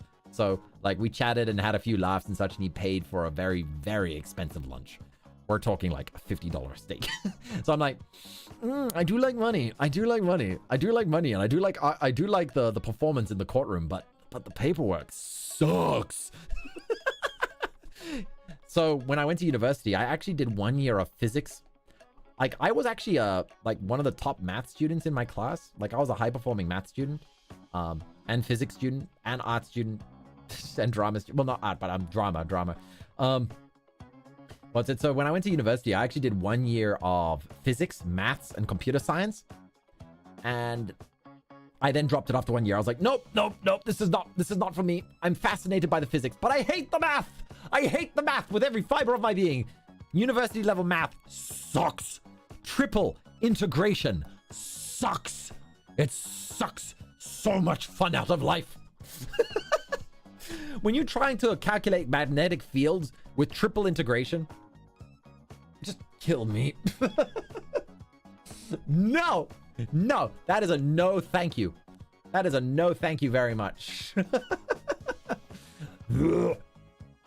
Yeah, once upon a time I was good at math. So then I sort of restarted my degree and I did drama and English, and I majored in English and drama, and then I then went into a film school and did my thingy in masters with screenwriting, specifically. Yeah, so I'm an actor and a writer. I did directing for my 3rd year in drama, so technically I'm also a director, but a director's job is actually a lot of management as well. Like you have to manage everything. It's basically like a product owner at a company, essentially, is what a director's job is like. Let's see. My MBTI doesn't really line up with your career now. Jono extrovert energy. No. Okay, so this is performance Jono, right? I'm performing right now. Mentally, I'm on a stage and I'm giving my performance to you guys in order to entertain you, to make you laugh, to make you feel great, to have a good time, right? So for me, I thrive on this because I love performing.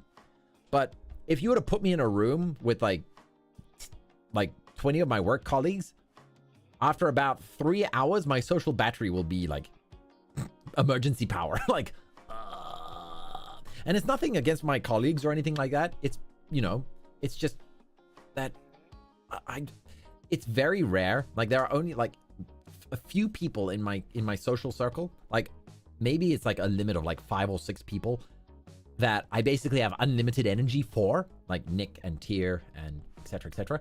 But what's it? You know, people outside of that, it's like, yeah, we can chat, we can chat, we can chat, we can chat, we can chat, we can chat, we can chat, we can chat, we can chat, we can chat, we can. That's how it goes for me. So I'm basically a very efficient introvert with my battery energy. But then I need to go to my room and just zone out for like a good hour or two. Sometimes I will just sit here in my room and just like stare at the YouTube homepage and not even click on a video. Sometimes I'll just stare at it for like 3 minutes and then eventually just be like, oh, that feels great. Okay, time to actually watch something. I don't know. Like, I know there's a joke that guys have something called the nothing box, where they just need to open up their nothing box and do nothing for a bit, and then they feel great. I have a nothing box. Sometimes I'll just sit there staring into space, just like daydreaming, just to get my energy back. So it's confirmed. Tier is the main extrovert. Tier told me he trained himself to be an extrovert. Like, he said that he actually was like very introverted, and then he like trained himself to be. Let's see. We are owned by VTubers. Does that make us pets? In a way, I guess. Thankful, I guess you could say that. If only Tier is that sweet to Sin and I like Nick is to Hector, but instead we get Baka Okami. He's gonna get married and Jono will still be his own housewife. No. You're so right, Sin, because it's scary. This is awesome. Jono, you should experience the 5 stages of grief if you got the code vein restart. Oh my gosh. Yes, I would cry. Money doesn't suck. Yeah, I like money. Money is nice.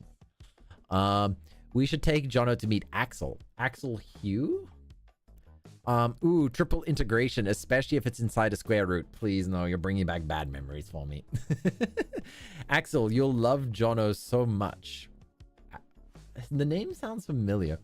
Quip, did you know that in my university we weren't allowed to use scientific calculators for math subjects? We were forced to solve manually. Yeah, we had to do that for our maths exams. There was a guy in my maths class at university. The dude was a freaking genius. He essentially had a goal that he wanted to get 100% on every single math test and exam for first year maths. And he did it. The dude was designing motherboards for fun. We were in the same dorm together, so we would play lots of games and such. Like, I'd bring my computers to his room and we'd game out the whole night. Like, we'd be playing Borderlands and such. And like, in his room would be an iron, like a soldering board. And I'd be like, oh, what are you working on? He's like, oh, I just designed another motherboard for a product I'm thinking of making. I'm like, oh, what's the product? And he says, basically, it'll be connected to a smartphone app that'll let you control the power deliveries to each individual socket in this multi-adapter. So I paid a company to send me a copy of the motherboard designs that I sent them. And I'm like, you're designing motherboards on top of doing your university degree? Dude was cracked. I think he ended up going to like MIT or Harvard for his master's, I think. Yeah. Haven't chatted to him in a while. I have a funny story though, because you know what, I can tell this story. I think I may have even told you guys once before. So what's it? His surname was Anderson, and don't worry, I'm not gonna say his full name, right?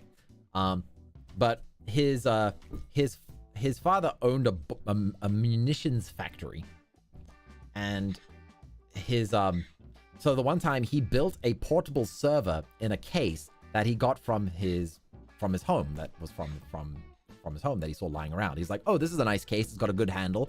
So he built like a little mini computer server inside the case so that he could have a portable server. And he decided he was going to take it with him when he was going to fly to university. The case triggered every alarm in the building and tested positive for 27 different types of explosives. Because that case came from his father's factory that used to hold actual explosives in it. And he didn't realize. And he built a server inside a bomb case, basically. So, obviously, he wasn't allowed to board his plane. And, he got dragged into the security room. And the head of security walked in with an envelope, slammed the envelope on the desk, looked him in the eye and went, Mr. Anderson. That security guard knew this was a once-in-a-lifetime opportunity, and he took it.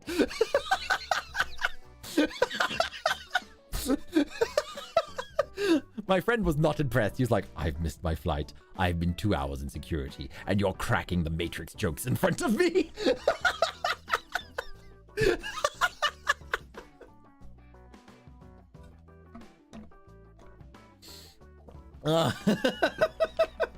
That security guard waited his whole life for that moment. Exactly. Mr. Anderson.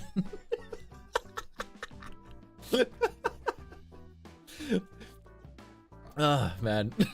Here's the thing, right? It's like, imagine when like the security guard's face when he's realized, wait a minute, I've like taken this kid hostage and his dad literally makes explosives for a living. Maybe I should let the kid go.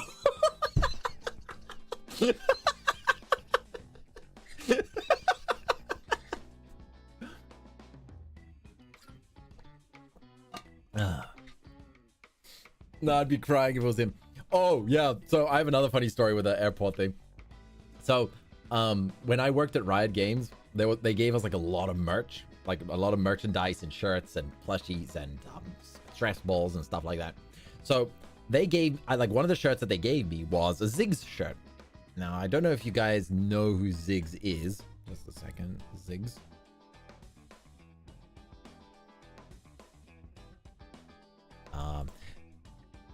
Just a second. He's basically a little gremlin that throws around explosives. Right? Here we go. View file. Copy. Paste. Enter. And then we'll go to the sharing room. So this is the character Ziggs, right? So it was the t-shirt that I got given was like Ziggs's face on the front of it. And then on the back of the t-shirt were several explosives and the words, "This will be a blast." Because that's what he says in the game. He says, "This will be a blast. This will be a blast." Yeah, that's exactly how his voice sounds. This will be a blast. Right? Big brain Jono accidentally wore that t-shirt to an airport.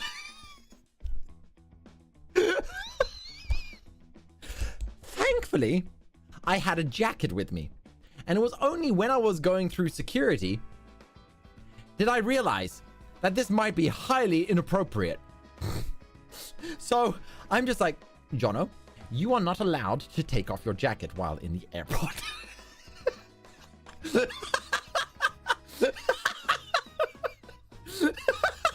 Like, as I was walking through security, I was like, is there anything I have on me that might like get me like searched or something? And then I went, oh, why did I wear this shirt today? Because I always think that when I'm walking through, I'm like, please don't search my stuff. Because also, I'm a tech lover, I'm a gamer, I'm a streamer. I now carry stupid amounts of electronics. Like my bags, every time I look at the x-rays of my bags on security, because I like looking at the camera, it is just a tangle of wires and dense power bricks, which looks absolutely horrifically suspicious. So yeah, my bags get searched quite often every time I go to the airport, my carry-on luggage, because I bring all my streaming stuff in my carry-on because I don't trust it under the hand luggage. So imagine a bag full of wires and dense rectangular shapes inside of it, and then a t-shirt that says this on... Ah!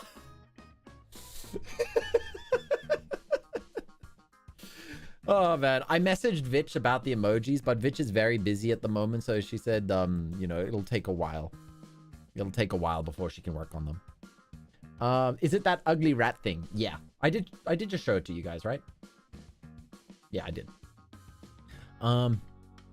Oh, Jono, help. That must have been a fun story. Help.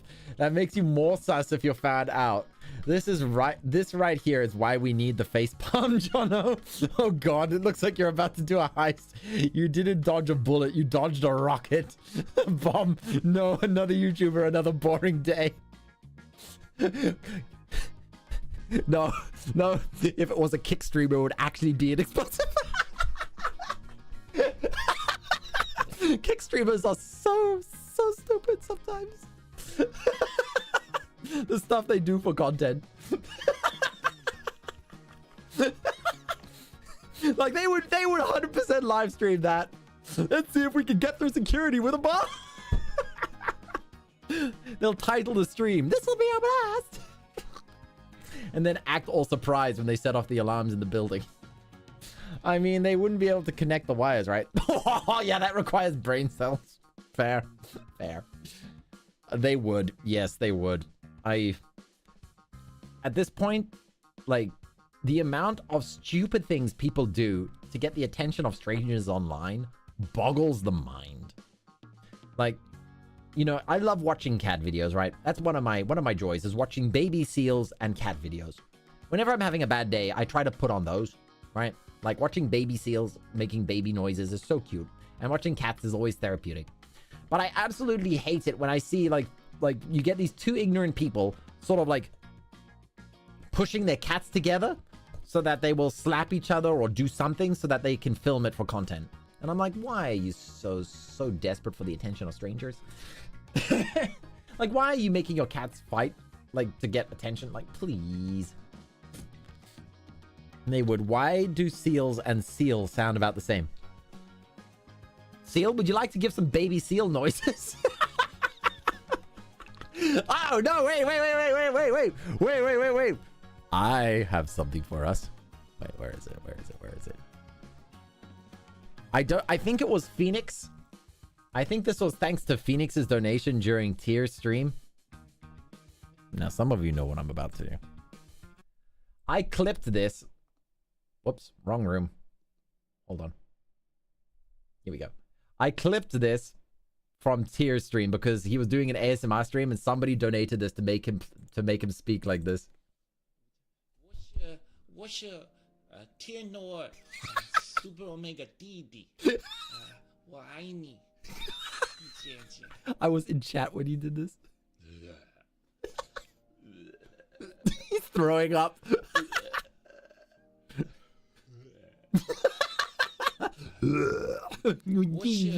What's your tier Nord super omega DD? So I put it on here for archival reasons, for obvious reasons. I want that blackmail. One day I'm gonna whip that video out at the most inappropriate time.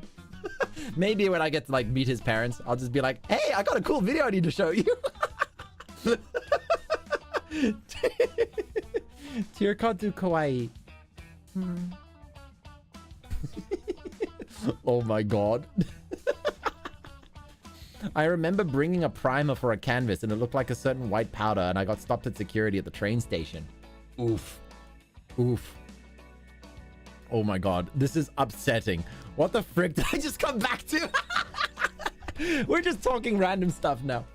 Jono, there was something more cursed today. Tyr called Rio Oni-chan in his girl voice. Tyr's girl voice is actually kind of scarily good. Apparently it was so that he practiced it when he was younger so he could get free diamonds in Minecraft. I don't know if that's a joke or serious. Because usually when people are joking, they're also kind of telling the truth.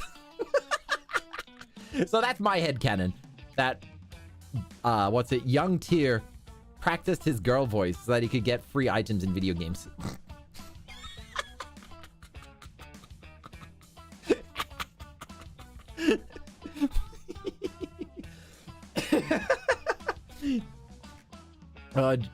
Yep, in the wolf den. Yeah, knowing Tyr, it could be true. He said that too many times to be a joke. Oh, he actually told you guys. Okay. The lore just keeps getting more and more wild. Yeah. Oh, man. Also, I'm loving all the clips everyone's putting together. Like, I'm definitely going to, like, at the end of the year, we got to do, like, a reaction to all the clips from the year. I think that would be a fun thing to do. Like, we'll have a reaction where we just watch all the clips that you guys have taken on the channel. It also goes on the homepage.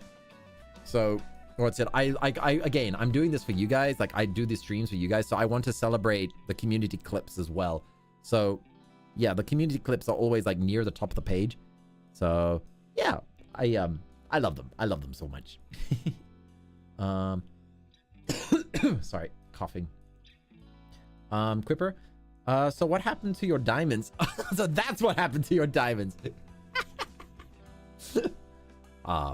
Speaking of catfish are terrifying. Real catfish. I mean, like the actual fish. Like, I saw this video of a seagull just chilling on the water, and then this giant catfish with a smiling face just appears beneath it and pulls the seagull underwater and eats it. And I'm like, and all the comments on the video are just like, that seagull thought he was going to meet a pretty female seagull in that part of the sea. Man, the catfish, some fish are terrifying, especially the ones with human teeth. Like, the ones that look like they've got human teeth, and it just, I don't like it. I know it's supposed to like be efficient for cracking shells. Yeah, catfish can get huge. Apparently the catfish in Chernobyl have grown to like 2 to 3 meters long. Like, they have become giants. Wait, let me see if I can find a photo on it. Catfish in my area? No, catfish in Chernobyl. That was a joke, chat. That was a joke. Yep.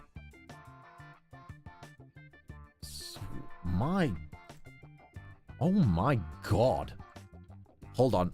I'm getting these photos for you guys so you can see them. Holy. Okay. Just a second. To the ultra room again. Look at this thing. That could eat a human at that point. Like, what the hell? That's a lot of sushi. That is a big one. Yep. I don't like the way they smile, though. Also,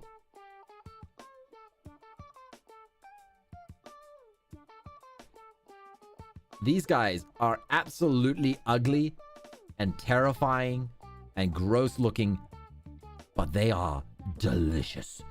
They have the sweetest flesh. Like, all of their sweetness went into their taste instead of their appearance. Monkfish are extremely slimy and ugly and mean looking, but oh my god, do they taste amazing. Like, out of all the fish I've ever eaten, monkfish is the most delicious. I love monkfish. Like, oh, if you ever get a chance to have like prepared monkfish, I love it. But they're so ugly. I'm terrified to try and fillet one. Like, I haven't filleted that many fish. I've done a couple of salmons, but I've never attempted a monkfish. Apparently they're super duper slimy as well. So yeah, I'll just let the professionals handle that one. Thank you very much.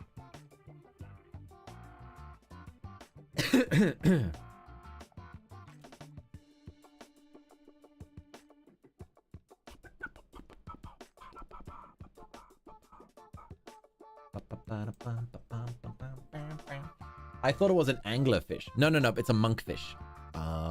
Just a second. Monkfish. They are delicious.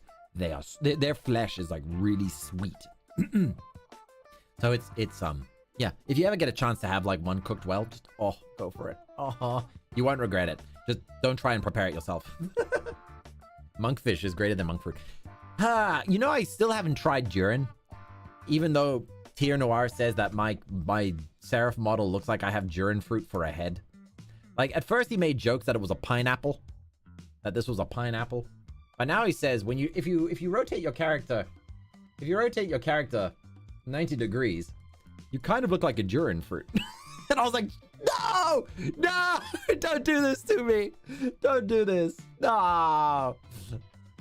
I'm a Durin fruit. I'm a Durin.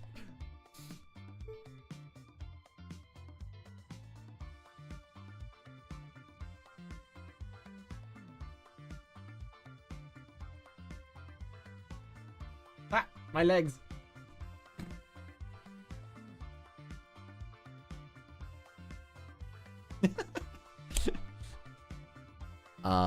No, thank you. Nightmare fuel.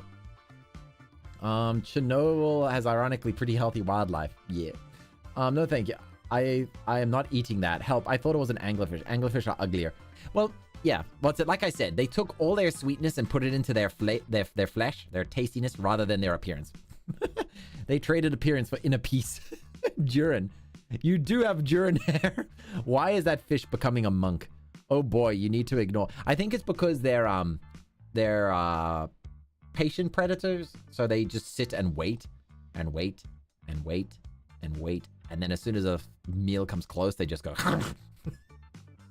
So I think maybe it's the idea that they have the patience of a monk. Maybe that's why they're called that. Actually, you know what? I am going to ask Microsoft's Copilot, why is a monkfish called a monk?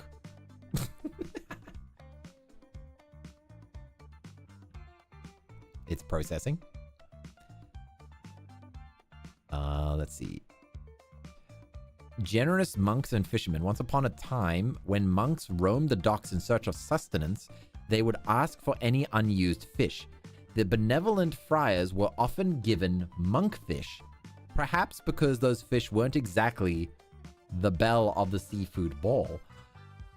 Oh, so because the monkfish were so sort of difficult to prepare and slimy and ugly that most people wouldn't buy them.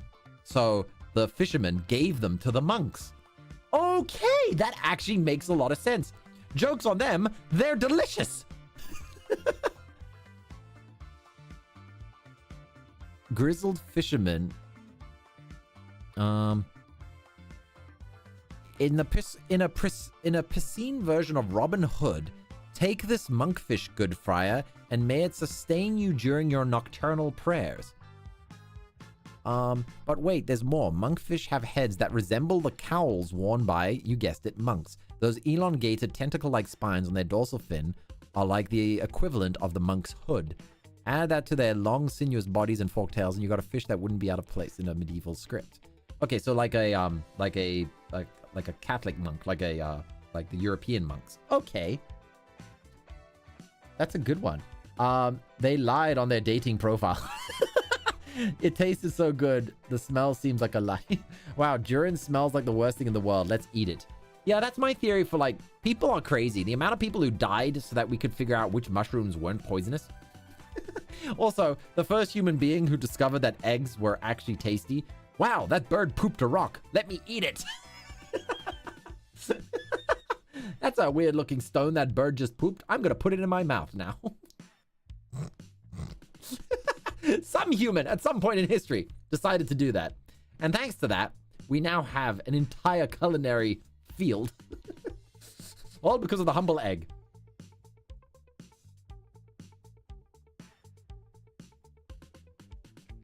Cavemen went wild. Last week on Cavemen Gone Wild. The person who discovered milk. Yeah. We don't talk about that one, Sin. Oh no. This is getting cursed.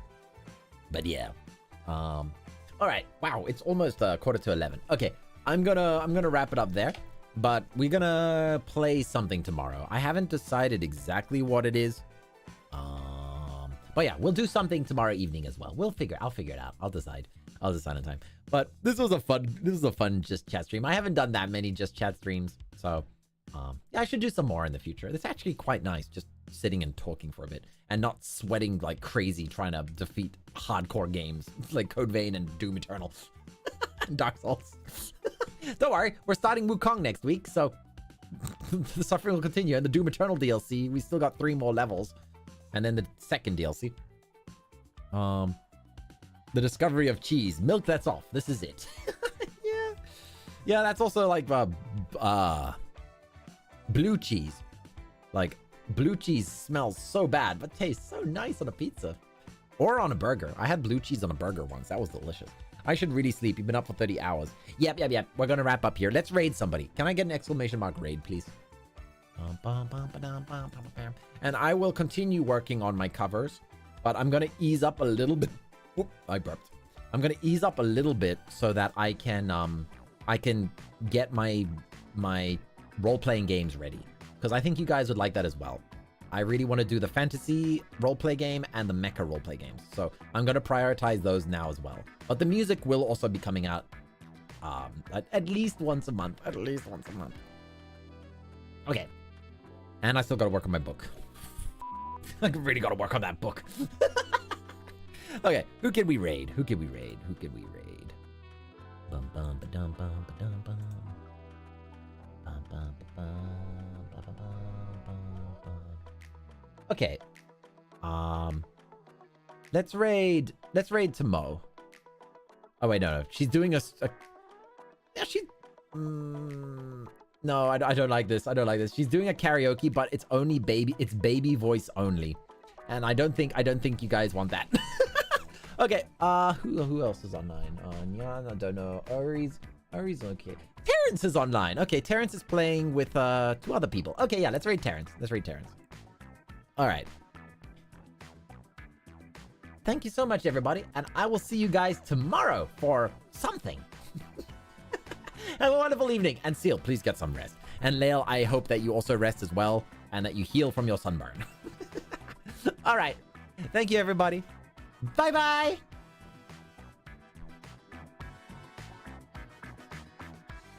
Also, the funky music works really nicely. We'll let the music play out before we end it.